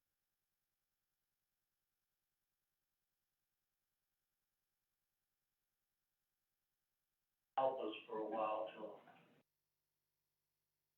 I thought that was some really good news. Up to him about that. Yes, I, had the opportunity, along with Tabari, to visit with the director. And my question to him was, I believe the police chief had, the strategic planning committee, brought forward the need for a third access over between north and south side. And one time we had the Higley Boulevard project, and that's 30 years ago or more, but we still have the easements, I believe, on the land that goes across from 287 up across the rail road. And, so what we need to do to start that project is get with the local, engineer at the highway department and start a dialogue with him, and the director is aware of our interest in maybe pursuing that or seeing where we could take that. And the second and third thing, I was very interested in the ARPA funds and the infrastructure money. There were two pots of money they were talking about, and regretted I didn't have the grant writer with me, because I think that it would have been great for her. But I did make some notes for her, and I did ask the lady who was from CLA Connect, she was the consultant that was giving the program, asked her about the assisted living centers and how we might work that funding. And how she does that, and I'm just gonna give you two buzzwords, I'll put it in writing and I won't belabor this. But under remediation, you can do assisted living, and you do it for revenue replacement. So you're gonna get the buzzwords on that. And for infrastructure, yes, to do the overpass, we could look at doing some of the infrastructure, even though they have millions and millions of dollars of needs out there, we still have the ability to look at maybe, getting the Higley Boulevard thing in the hopper for funding down the road. So that's what I came away with. Guy with the highway department that's local, Sean, his name is Ralph Durango.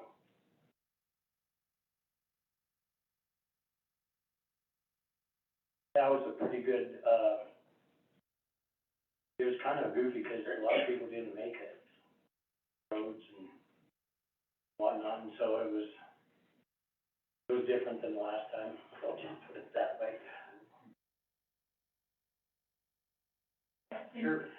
Jason was with us too in the infrastructure meeting, and we do have a handout that I'd like to copy and get to Sean and to Andrea and anyone else that wants it, because it tells you all the different pots of money that have been grouped under the infrastructure monies that are coming available. It gives you the timelines and all of that, so I think it would be great pieces of information for you.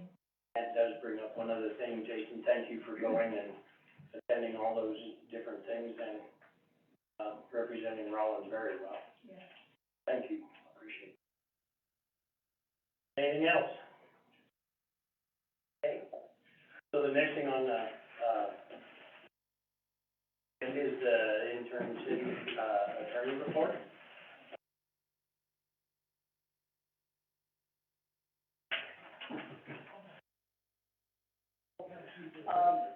Just a couple of things. We received information from the county clerk about the adjustment in the and the boundaries of the wards. I need to bring that to your attention. County's timeline is really tight for the city, all the cities that done. And the timeline they're looking at is by the end of this month. So that may, yeah, right, we have to have 3 readings, so I just give you that heads up. I know you have threshold along this line. So that's one thing. The second thing is, the city staff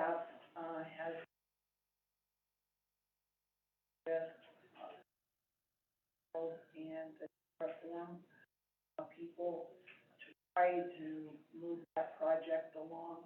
I think it's probably safe to say Nate spoke to them yesterday and we think that we're making significant progress in that respect. They've, correct me if I speak out of turn, but they've realized that the city isn't going to rebuild their improvements if you have to go in on it. But a related but separate decision.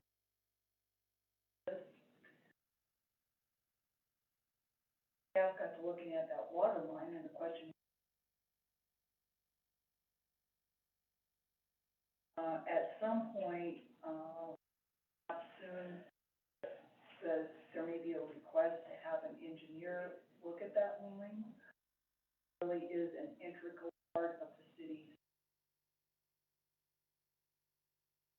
From there, you can make a decision or not. Understanding that the DEQ might not approve it, even if the city says abandoning the lines is a separate issue from abandoning the easement, at least in my view, the city needs to retain.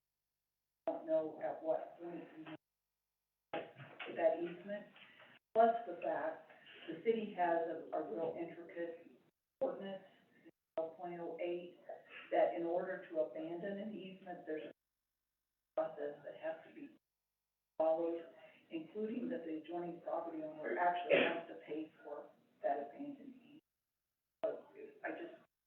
So that's essentially all.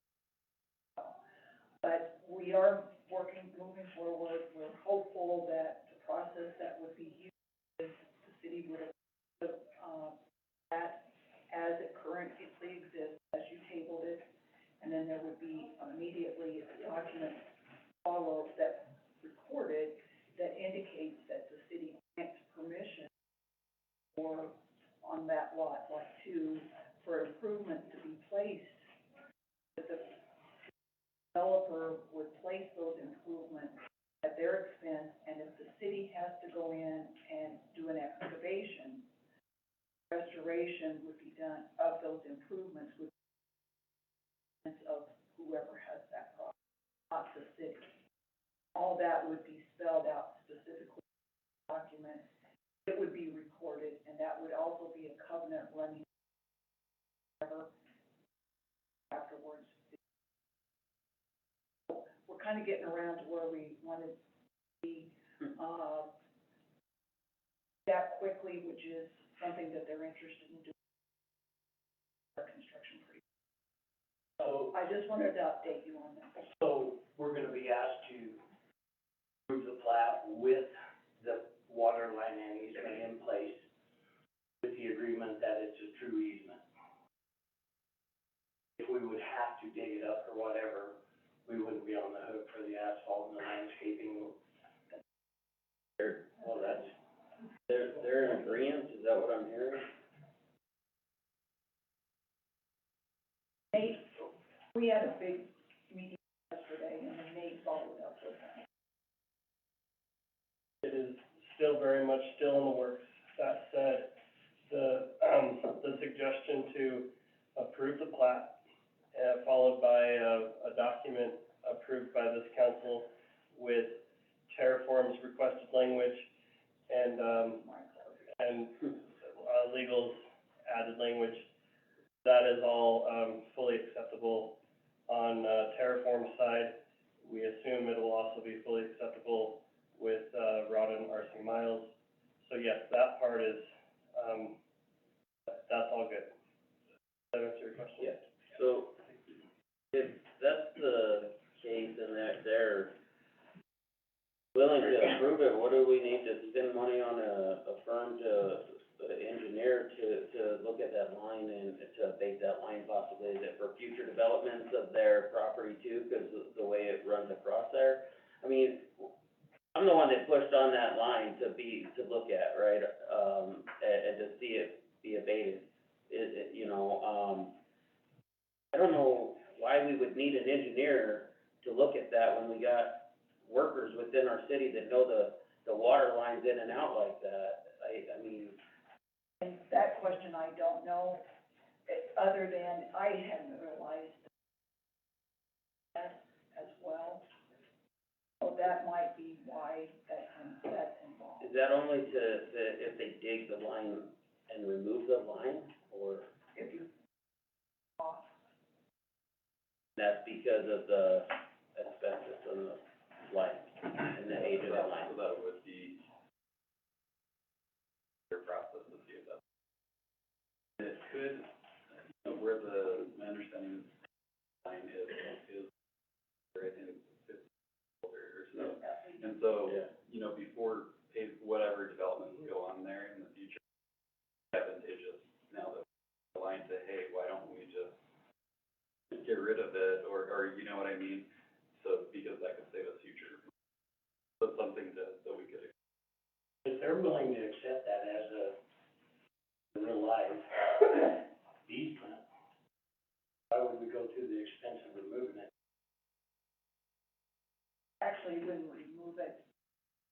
You just cap it off. Well, why would we go through the expense of doing that if we can just call it an easement? Back where we should have been to start with? So, again, in my conversations with Elliot, we're trying to kind of break up the pieces and take it in digestible steps.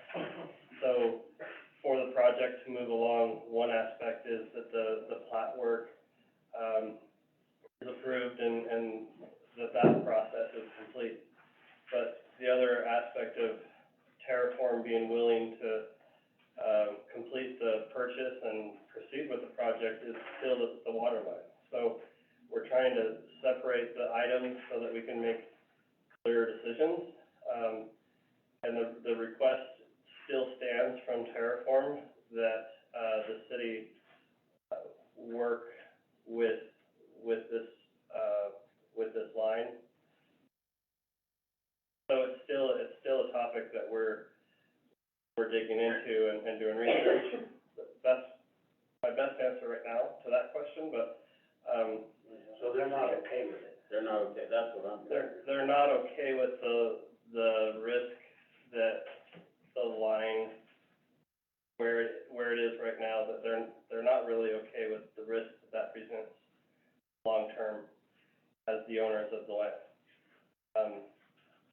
But that doesn't mean that if it's not fully resolved, that the project will or will not move forward. I mean, we're still in that stage of trying to figure out a solution that's acceptable for all parties involved.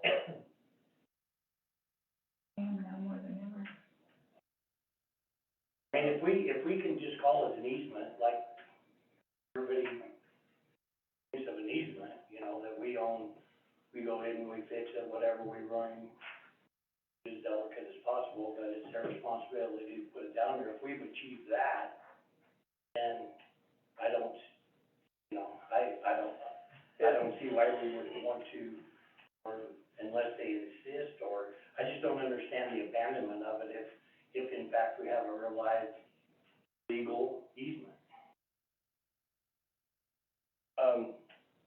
There's different risks associated with having an easement with no utility there versus an easement with a utility and that line being 70 years old, I guess 50 years old.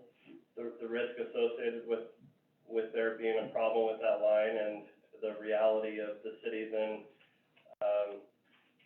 utilizing the easement to access the line and repair and maintain it.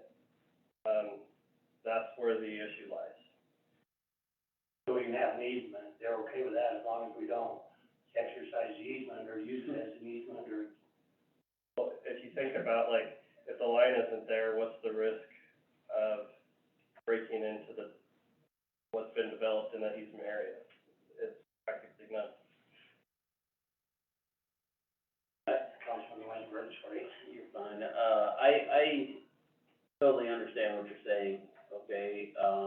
But I think at the same time, you have to really look at what that line is, where it's at, what could possibly be a development future development even after this one possibly.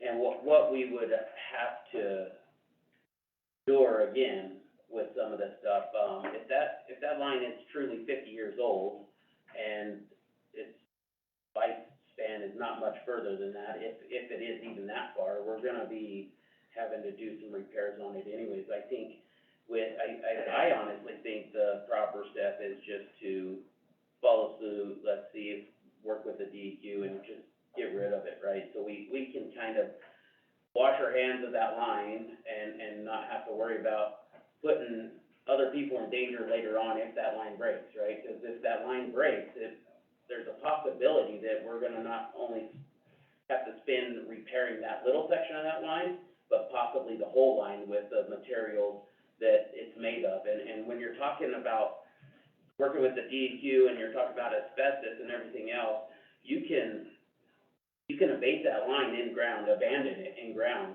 But if you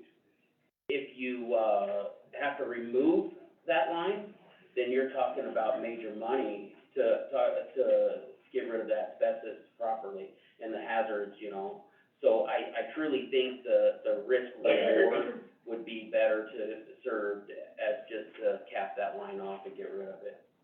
So then, in that case, you're basically saying you can get them to sign a contract saying they will accept it as an easement and give us X number of months or whatever to abandon and cap off that line. Yes. And, if I may, Councilman Weisenberg, you brought up a couple points. One, the need for the, $11,000 study is, to ensure that there would be no negative impact by capping it off. And I understand the thought that we have city staff. In my conversations with Austin, our city engineer, he has the civil engineering background, but this would be a slightly different approach and need of expertise. So that's the reason for that study. The other part is, we're not just looking at if capping it would have a negative impact, meaning is there anything tapped into the line in the area in question, but what impact does it have to the rest of the city's flows that this line feeds into other areas? So would that have a negative impact on flow? Well, the answer is yes, but to what degree, and would that matter? So. And I understand that. I'll be honest, I have full faith in our water department. And with that being said, I sat with our community development department there, with a water, department gentleman, and they went through that. They all actually met to look at the line. To me, we don't need to study when, to figure out the line's needed or not, when it cuts across there, and that's the only line that's there. All the other city taps that's in a GIS map, that where they tap in. The McDonald's tap's not there, the Taco John's tap, or Taco Bell tap is not there, the Shell station or ConocoPhillips, whatever it is up the street is not there, it's off Airport Road and stuff. So the GIS map shows that. I just think $11,000, I mean, it don't sound like a lot of money, but it's a ridiculous amount of money to have someone come in there and say, yep, it's good to go, when we could just trust our water department, and that's my feeling on that. Councilman Smith? Kathy, I'd like to go back to the easement issue. Right now, I think it was 1973, and then again in 1978, there was a blanket easement across there. There is not a specific, meets and bounds description for the easement. So if we were to get, say yes to their proposal that to keep it and do an easement, would we have a meets and bounds easement then, or would we leave it a blanket easement for that whole entire acreage, or what would we do? The land that's encompassed within the plat, defines the easement as the deed. So it will be a defined easement under the dedication language. But you're right, it is currently the language is a blanket easement.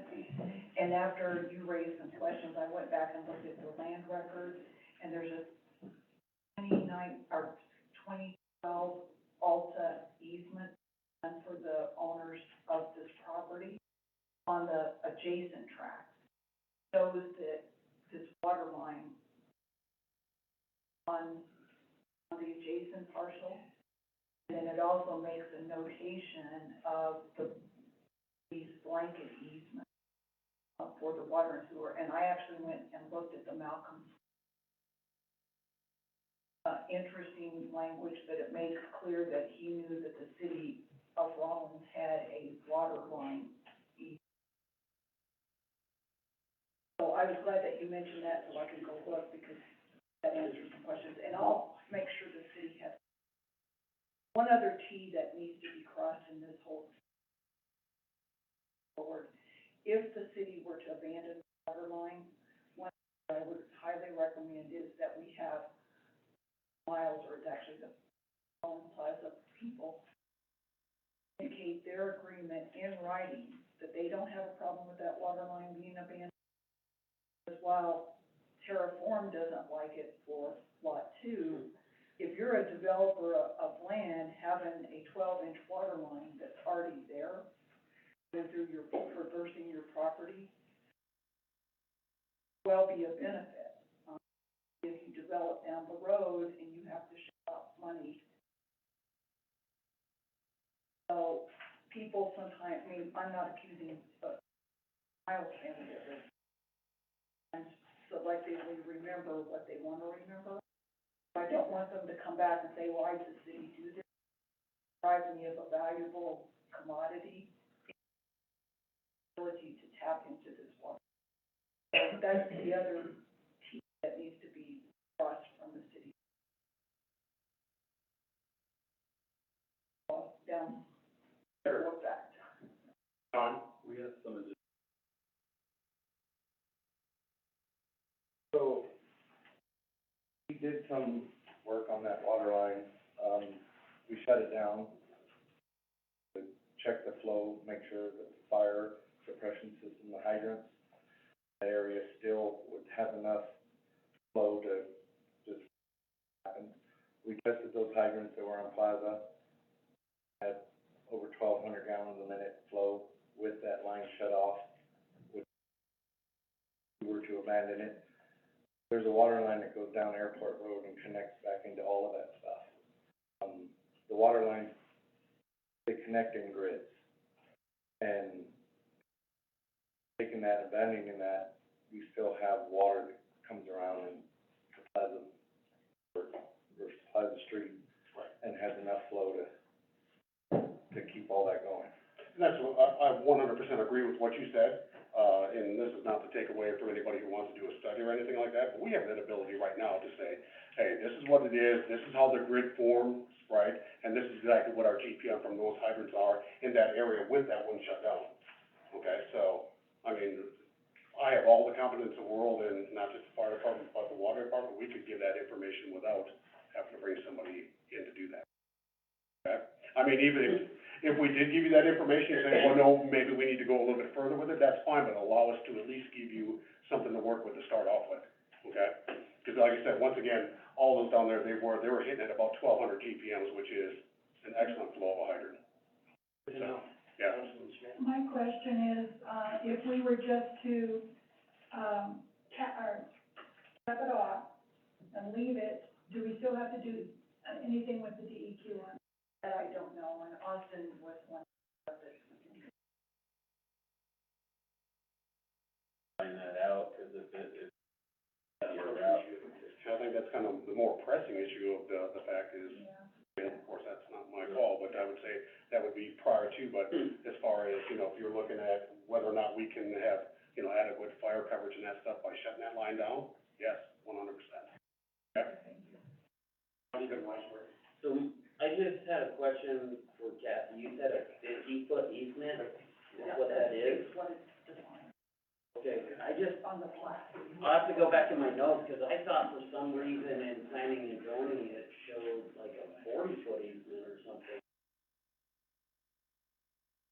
didn't bring it behind. But it's delineated on the plat, whatever Okay, the width. okay.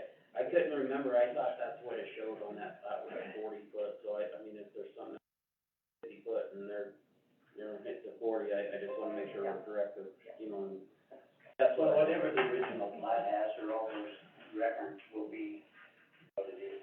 Yeah, I'm just saying with planning and zoning, if you approve that plat with it and only do. Right, Yeah, you know what I'm saying, I just don't wanna give up the 10 foot when if we got 50 foot, I don't wanna reduce it to 40. I just want us to be in a position of be supportive and do the least damage to the city of Yeah. Holland. Right. Yeah, I agree. And to move it along. Yeah. So, but anyway, I didn't wanna belabor it, but I just wanted to fill you in because I'm, trying to make it all work. Yeah. But yet protect the city and address the things that you all have expressed. That's one, and then, at the last meeting, various people have asked questions, and, Eisenberg asked about, the notice provisions of the zoning ordinance, and I understand you have a workshop. And so that information will be made available at that workshop. The mayor asked a question about, if we look at the city ordinance regarding council meetings, members attending meetings, executive sessions, remotely. I looked at your ordinance, it says what it says, which essentially is, you can attend remotely except for executive sessions.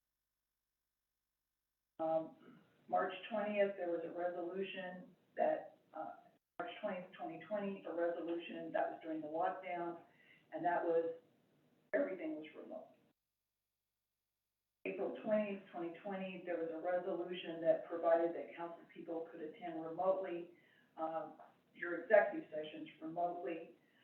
Those were based on mandates, from the federal government as well as the Wyoming Department of Health and the governor.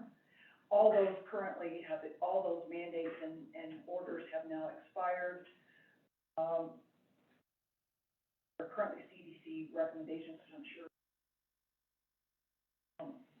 Wells is well familiar with. The governor's indicated that there are no more health orders. The net result is that the basis on which your proclamation, which allowed attendance, gone, no longer exists. And so as a result, it's up to the council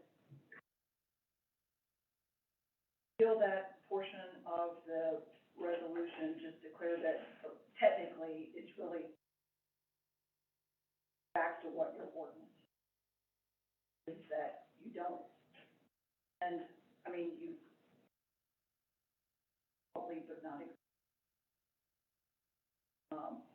I would suggest, and I told you this at the last meeting, that's how people participate, and I would just suggest to you that you have a candid discussion and decide if that provision of your ordinance is still applicable. It was adopted in 2016. So that's a council decision, a policy decision. If you like what you have, if you want to do something. But unless we change it, going into these meetings, but not the executive meetings.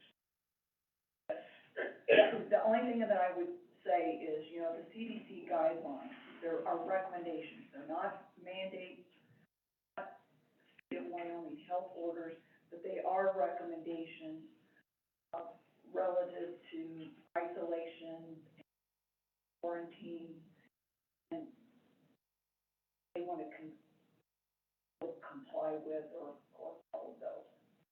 That's it. Like if a person has COVID, you go by those rules, By those recommendations. Councilman Martinez? Question is, for, have an ordinance on that. That That was ordinance, the original ordinance when I first came to council, it's always stood until, for 2016, we adopted the new ordinance, we wrote a new ordinance to address calling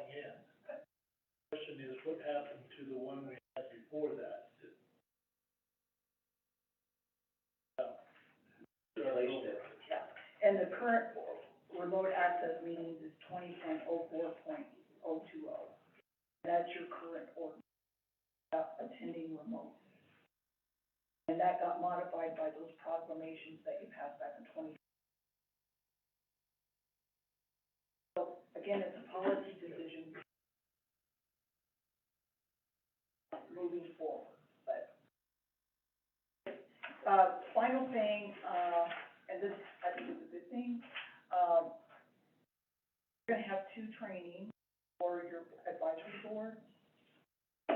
One on, 10th, one on March 16th. March 10th is a noon meeting, the one on the 15th, our station. It's how to have an effective board meeting. And it'll cover, you know, what your bylaws say, importance of an agenda, importance of how you make motions, how you handle difficult people, and it's for the advisory board.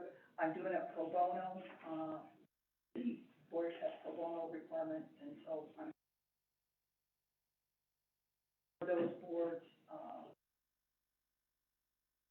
you're welcome to come watch. They'll probably 5 minutes to an hour, probably be fun. Hopefully they'll have other questions. Is there anything I can answer for you all? I'll think of them as soon as I get home, but, but I'll write them down. Oh, okay, I'm thinking I need to turn my phone off. Yeah, yeah. Okay, thank you. I won't call you tonight. All right, thank you. All right, next thing on the agenda, you were through, weren't you, Kathy? Oh, I think, Okay. The next thing on our agenda is city council reports to, city manager and city attorney. Does anybody have anything on that? Councilman Weisenberg? Yeah, Sean, I know we had talked about this earlier when I talked to you, I did some numbers crunching and stuff for the, meters, and I know you had put it on the sheet for the budget for the strategic plan, so I just wanna bring that forward to everybody else about, Councilman Martinez is adequate about the meters and stuff like that for, you know, making sure it's equal and fair standard across the board, and I agree 100%. I just did some number crunching and not a horrible loss with the numbers that I have, if I'm just estimating at 50 people for the corrals, at the Glen Edition, if there's estimated 50 at all time.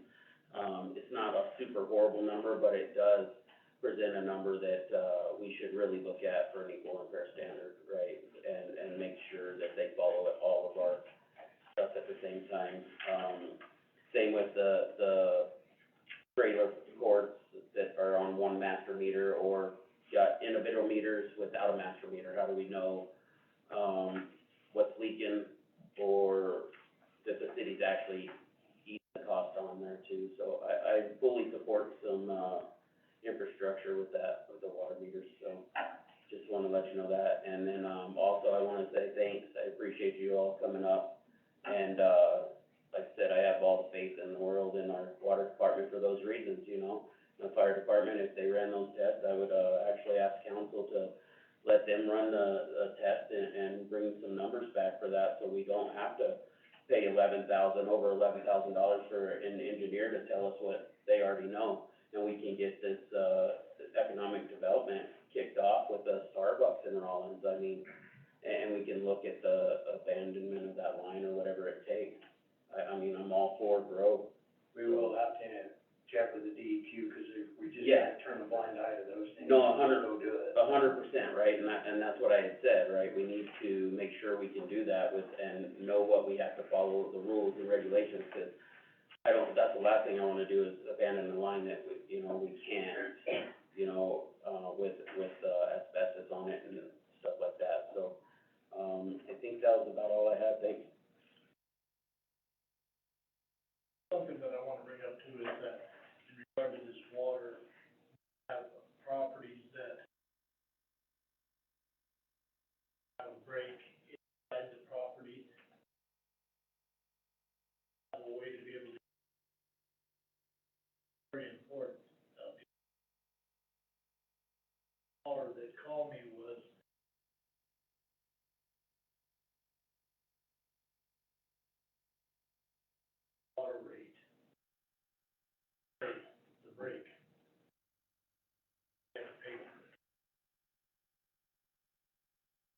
anyway, we just look at that ordinance and see to where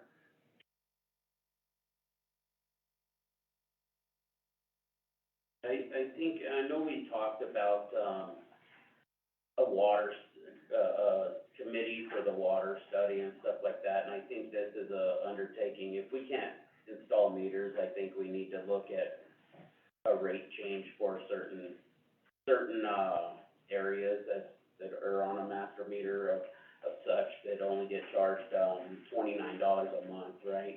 Is their total water bill for an individual that, well, you gotta have some control, yes. that's the issue.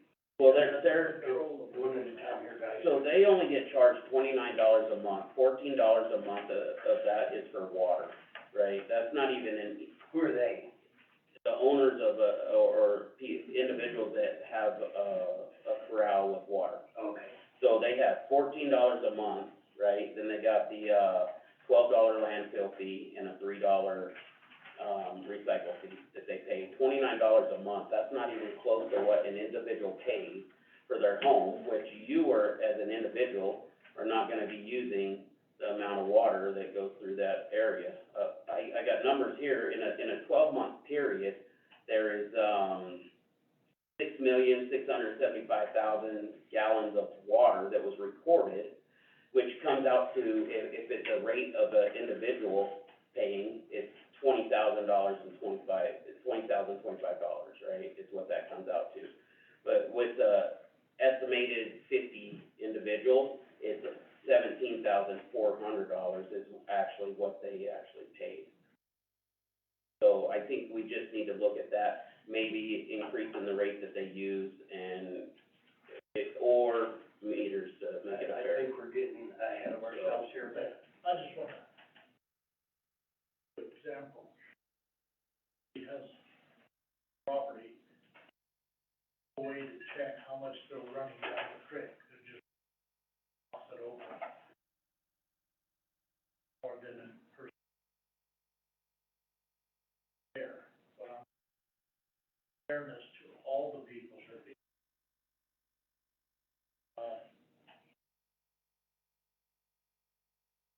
in our ordinance, I understand and agree, I'm throwing those numbers out, so you would know that those are true numbers, what I admit, or I put out there. Those are legit numbers off of the meter, the master meter there, right? So I ran the calculations to say that's what the loss is. when we get into budget time, that's when we'll get into So- these. we're talking about, I'm just saying, I support that, I wanna see that, on the top priority if we can. Next thing on our agenda is unfinished business, which we have none. So then we will go to approval of the payroll.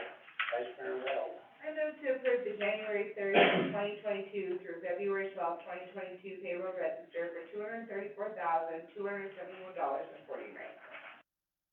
There's been a motion made and seconded to approve the January 30th, 2022 through February 12th, 2022 payroll register for the amount of $234,271.49. Any discussion? Seeing none, please open online voting. Online voting is open.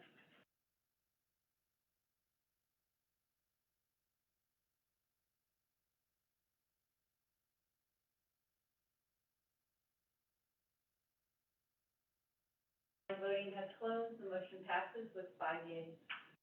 Thank you. Next thing on our agenda is to approve accounts payable. Councilman Smith. I move to approve the accounts payable register for the period of February 2nd, 2022 to February 16th, 2022 in the amount of $265,480.56. There's been a motion made and seconded to approve the accounts payable register for the period of February 2nd, 2022 to February 16th, 2022 in the amount of $265,480.56. Is there any discussion? Seeing none, please open online voting. Online voting is open.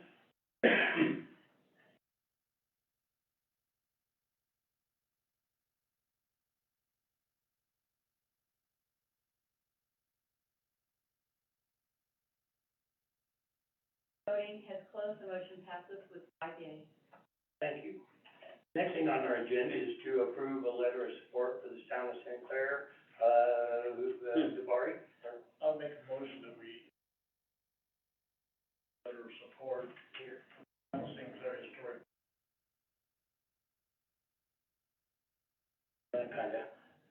I move to authorize Mayor Terry White to sign a letter of support for the town.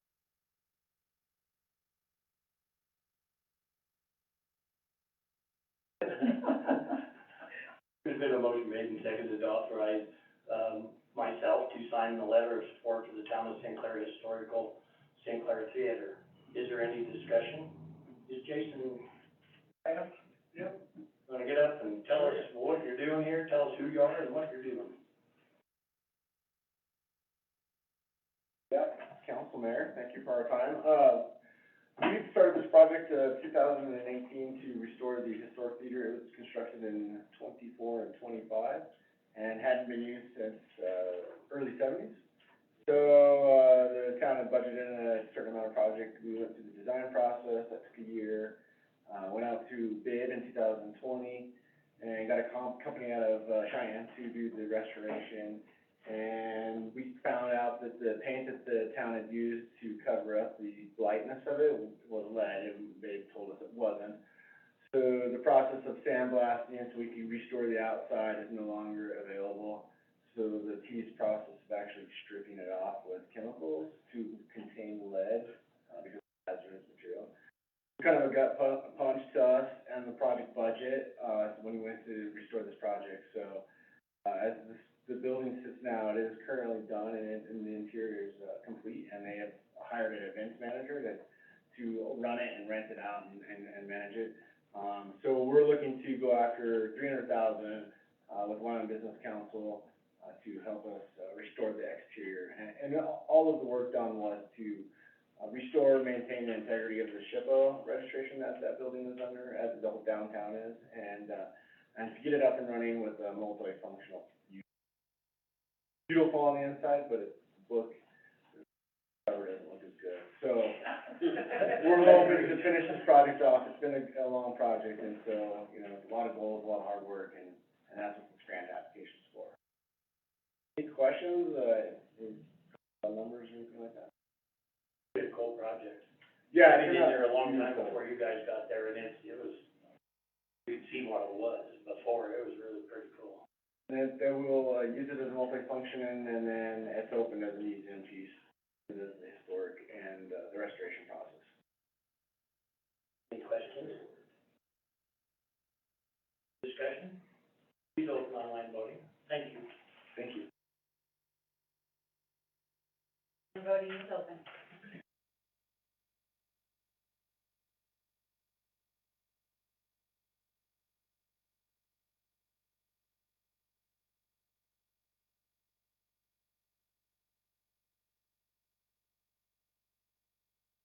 Voting has closed, the motion passes with 5 yeas. Good, thank you. All right, next thing on our agenda is, parking, liquor license, Vice Mayor Wells. Move to approve of the parking, the city of Rollins retail liquor number 93, Kathy's K&J, doing business as Kathy's Restaurant for up to 1 year, effective February 14th, 2022 through February 14th, 2023. Do I hear a second? Smith, second. So we have a motion made and seconded to approve the parking of, City of Rollins retail liquor license number 93, Kathy's K&J, Inc., DBA, Kathy's Restaurant for up to 1 year, effective February 14th, 2022 through February 14th, 2023. Is there any, further discussion? Seeing none, please open online voting. Online voting is open.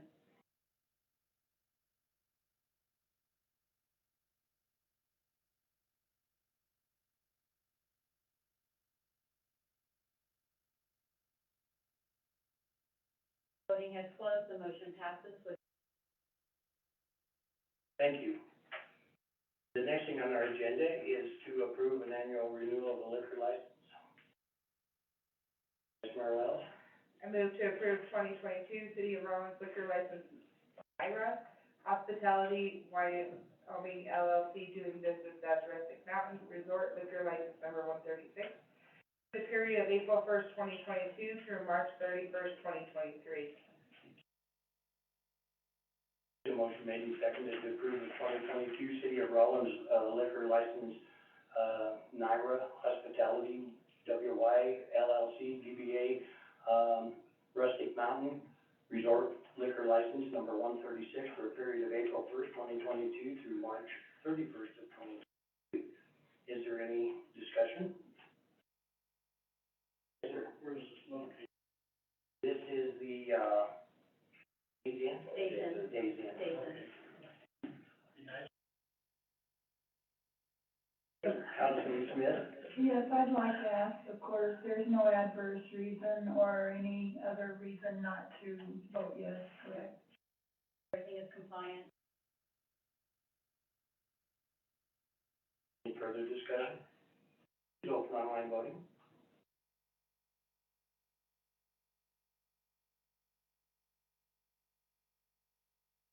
Online voting is open.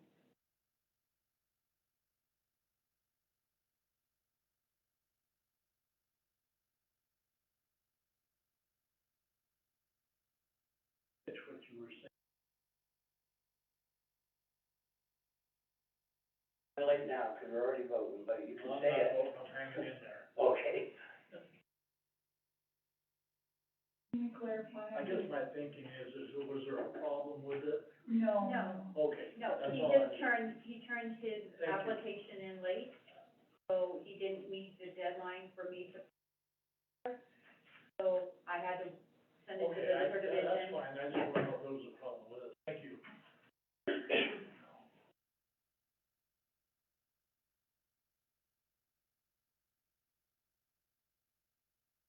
My voting has closed, the motion passes with 5 yeas. All right, thank you. The next thing on our agenda is to, consider a bid on a irrigation vehicle.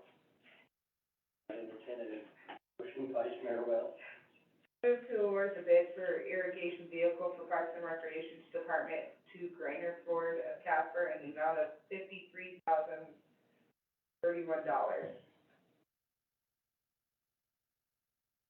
A motion made and seconded to award a bid for irrigation vehicle for Parks and Recreation Department to Griner Ford of Casper in the amount of $53,031.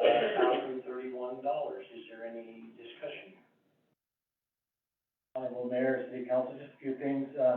Wanted to say the bids were posted on the City of Rollins website on December 10th, as well as Rollins Times on December 2nd. Grainer Ford of Casper was the only bid we received. I wanted to point out that the bid we received was $16,969 less than budgeted, so that's a good point to make.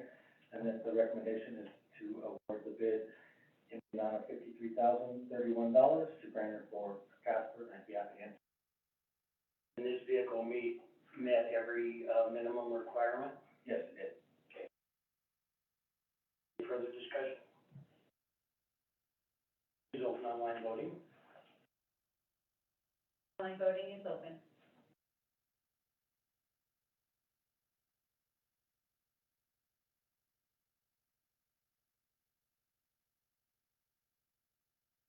Online voting has closed, the motion passes with 5. Okay, thank you. Next thing on our agenda is to consider, transition from .com to .gov. Vice Mayor Wells? I move to authorize the mayor to sign the .gov domain letter authorizing the City of Rollins to obtain the .gov domain for the City of Rollins. A motion made and seconded to approve the mayor to sign the, .gov domain letter authorizing the City of Rollins to obtain the .gov domain for the City of Rollins. And, Josiah, Yeah, sure thing. So to kind of preface this whole situation, City of Rollins currently uses, City of Rollins currently uses the domain, so there's two domains we technically use. For our email addresses, we use the rollins-wyoming.com domain. while with our website, we use the RollsWY.org domain. So then kind of get into kind of the background, kind of what leads to this kind of, transit, or the move. So basically, within the last year, 2021, even before that, there's been, major cyber attacks been happening against many organizations. One notable one is the, Pipeline. I think that was last year that happened. And basically, especially with COVID, with the move to more remote work and stuff like that, hackers began to kind of just to take advantage of the situation. That's where major cyber attacks began happening. And a lot of these cyber attacks occur via what's called a phishing campaign. And what that is that it hackers or whoever will send out fake emails to multiple people, whether it be organizations or, Me. Yeah, so. Sorry. Thanks for not sending money. And then it's one of those situations where they try to impersonate, government officials, major corporations, stuff like that. And so the, federal government's response to it was to introduce what's called the .gov domain, or top-level domain. So essentially, the purpose of the .gov domain is to make it harder for, or more difficult for these malicious actors to impersonate as government officials. Because with .com and .org domains, I actually could just go online and register, $12 or even $16 for .org domain. Kind of like a fake, Rollins, Wyoming domain, and either have a website that I could basically, ask for social security numbers, stuff like that, or I could use that way to kind of do a phishing campaign to kind of go after Rollins citizens or even other people who are interested in maybe in living in the city of Rollins. So basically, the .gov domain would alleviate that issue. One, because it'll build a trust with the public, because they'll know that .gov domain is the official Rollins domain because of the difficulty involved in getting the domain. Because what that requires is getting a signature from the top level governing authority of a municipality, in which case, in this situation, which would be the mayor, because being that having that authority in Rollins. So basically, what this would entail is getting the signature for a letter that is signed by you, in which case then send it off to the agency called the Cyber Security and Information Security Agency. And then once they receive that letter, we'll be able to obtain that domain and then be able to transition towards using the .gov domain. And that would basically involve a 3-phase process. So essentially, kind of the first phase would be if the domain was to be obtained, move towards introducing it to our system so people, and then announcing it to the public so everyone is aware that we're doing this transition.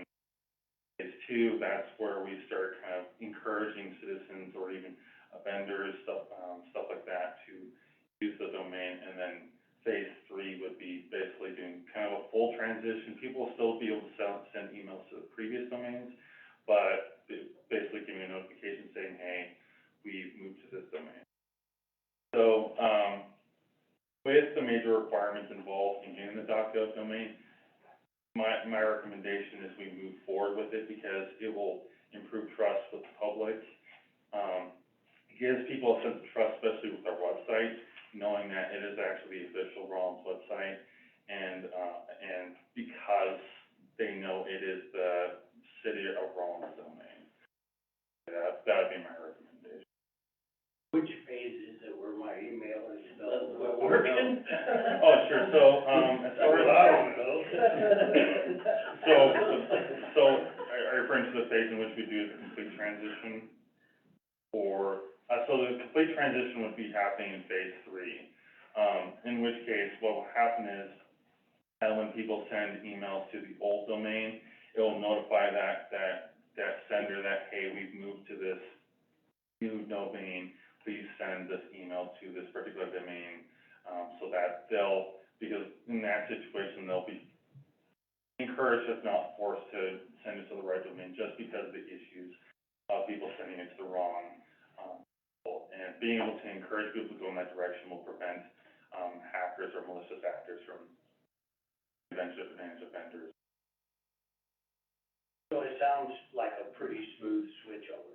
Yeah, it should be a switch, it's one of those things where we wanna notify people of the situation, kind of lean people towards it, that way, once more and more people get accommodated with, or get familiar with the domain and what the transition was, then people more and more get used to it, in which case, at one point, a very minimal amount of people will be using it, and if there's people still using it, they'll be notified, hey, please email to this domain. We will be still keeping the original domains, just to make sure that malicious actors don't try to kind of swipe it from us and use it for their own malicious purposes. In which case, we'll use those domains to redirect those domains to the proper domain, which would be rawlins.wy.gov. So yeah, it will do everything possible to make sure everyone's aware of the situation, even in phase 3. But phase 3 is when basically it'd be kind of full transition towards. So just a couple questions, I understand the process here for sure. Are you gonna transition our current emails now, will we lose all that, or you're gonna transition it over to the new emails for that? So if we're referring to phase 1, so essentially both emails would work. So people would still be able to email to the rawlins-wyoming.com email, but they'll be notified of that transition. So it'll notify them, hey, we're beginning this process, just to kind of inform people of the situation. Because the intent is basically there'll be a public notification of this, but if they don't catch on to that, there'll be at least a notification that both will still work, at least in phase 1. Are you taking it, like, our current emails now, right, whatever we have in there, are you gonna move that over for us? So we don't lose any emails, is what I'm saying, because I don't wanna go losing emails, or before that happens, I gotta go send them to a new domain, right? Yeah, so basically the mailboxes won't be affected because it's just all a matter of redirection. But yeah, so mailboxes will all remain the same, it's just a matter of which domain is being used, so mailboxes will remain the same. Okay, and what's your timeline from phase 1 to phase 3? So this is my initial thought was 6 months, which should be enough. We can definitely extend it if we need to, but 6 months per phase, I think should be good enough to accommodate, a majority of the situations involved. I was just curious, I'm tired of, receiving these emails from, fake mayor. Not me. Or text messages now. Gift cards. Gift cards, yeah. Hard to send you $500 gift card.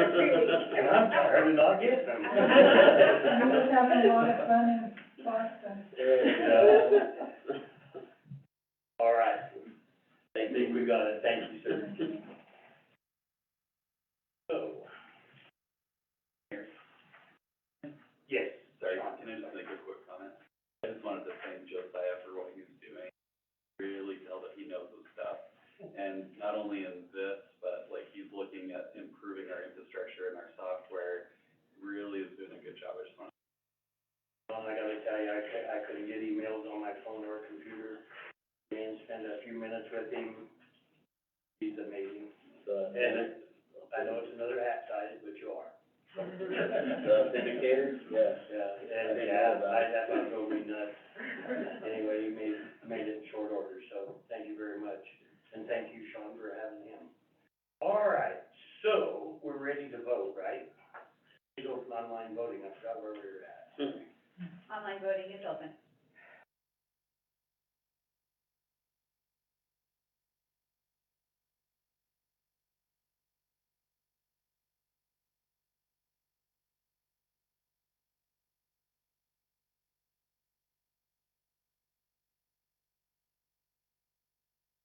Online voting is closed, the motion passes with 5 yeas. Thank you. The next thing on our agenda is to approve a resolution, Councilman Smith. Yes, I move to approve the resolution attached in order for staff to submit a VOCA, I don't know what, BAWA Division of Victim Services grant. There's a motion made and seconded to approve the attached resolution in order for the staff to submit a VOCA, VAWA Division of Victim Services grant. Is there any discussion? And Reggie, you can probably tell us about it. Yes, Autumn Bonet, Council People. The Wallace Police Department houses a victim advocacy program, which when there is a victim of a crime, they're on call 24/7.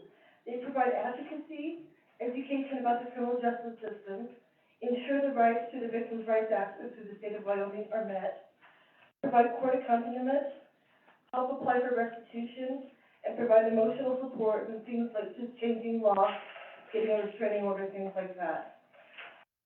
One of those positions, the victim specialist coordinator, is paid for by the budget with the police department. The other full-time victim specialist we have is paid through the Victims of Crime, VOCA, and Violence Against Women, Act, VAWA. And we also have a part-time position that pays for that as well. So we have 2 full-time and 1 part-time position. Things have changed, dramatically in the last year, and so we're asking for a second part-time victim specialist. And the reason why this has changed is just looking at increase in population that's coming in, obviously. Cove, the local domestic violence shelter, has had some challenges, and they're no longer serving domestic violence victims that don't need shelter.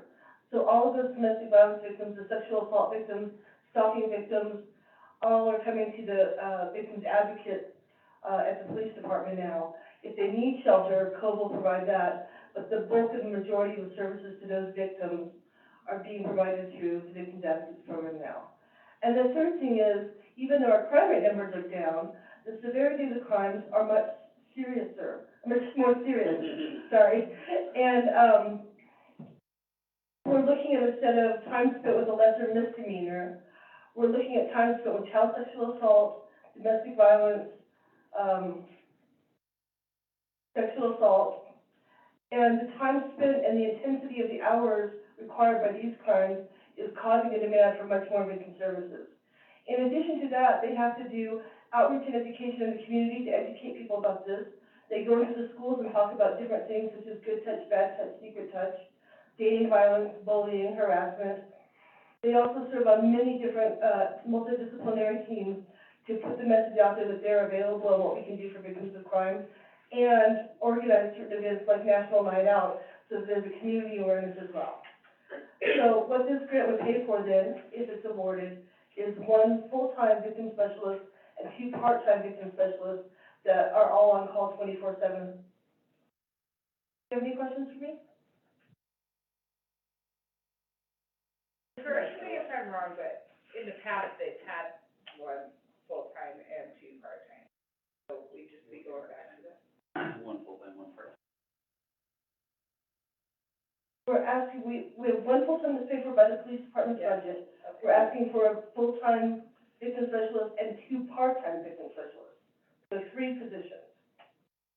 And currently, we have 1 full-time that's paid through the police department budget, 1 full-time that's paid for through VOCA VAWA, and 1 half-time that's paid for. So the additional is another half-time victim specialist. More questions? Thank you. Thank you. Please open online voting. Voting is open.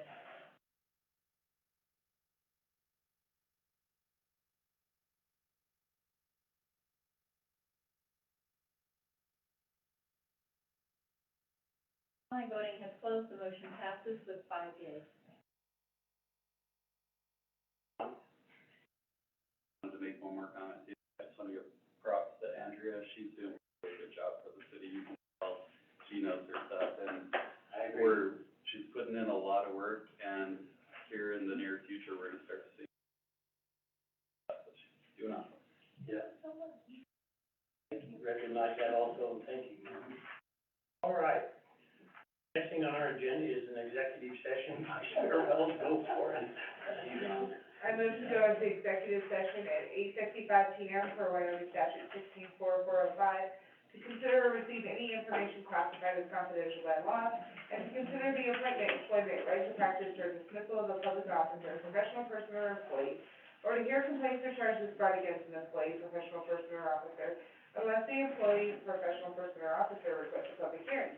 The governing body may exclude from any public or private hearing during the examination of a witness any or all other witnesses in the matter being investigated. Following the hearing or executive session, the governing body may deliberate on its decision in executive session on matters concerning litigation to which the governing body is the party, or proposed litigation to which the governing body may be a party.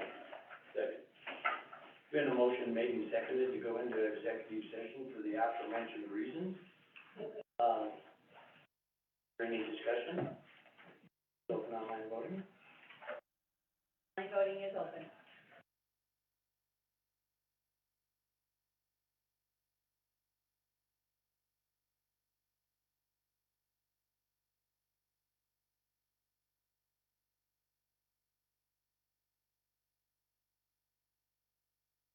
Online voting has closed, the motion passes with 5 yeas.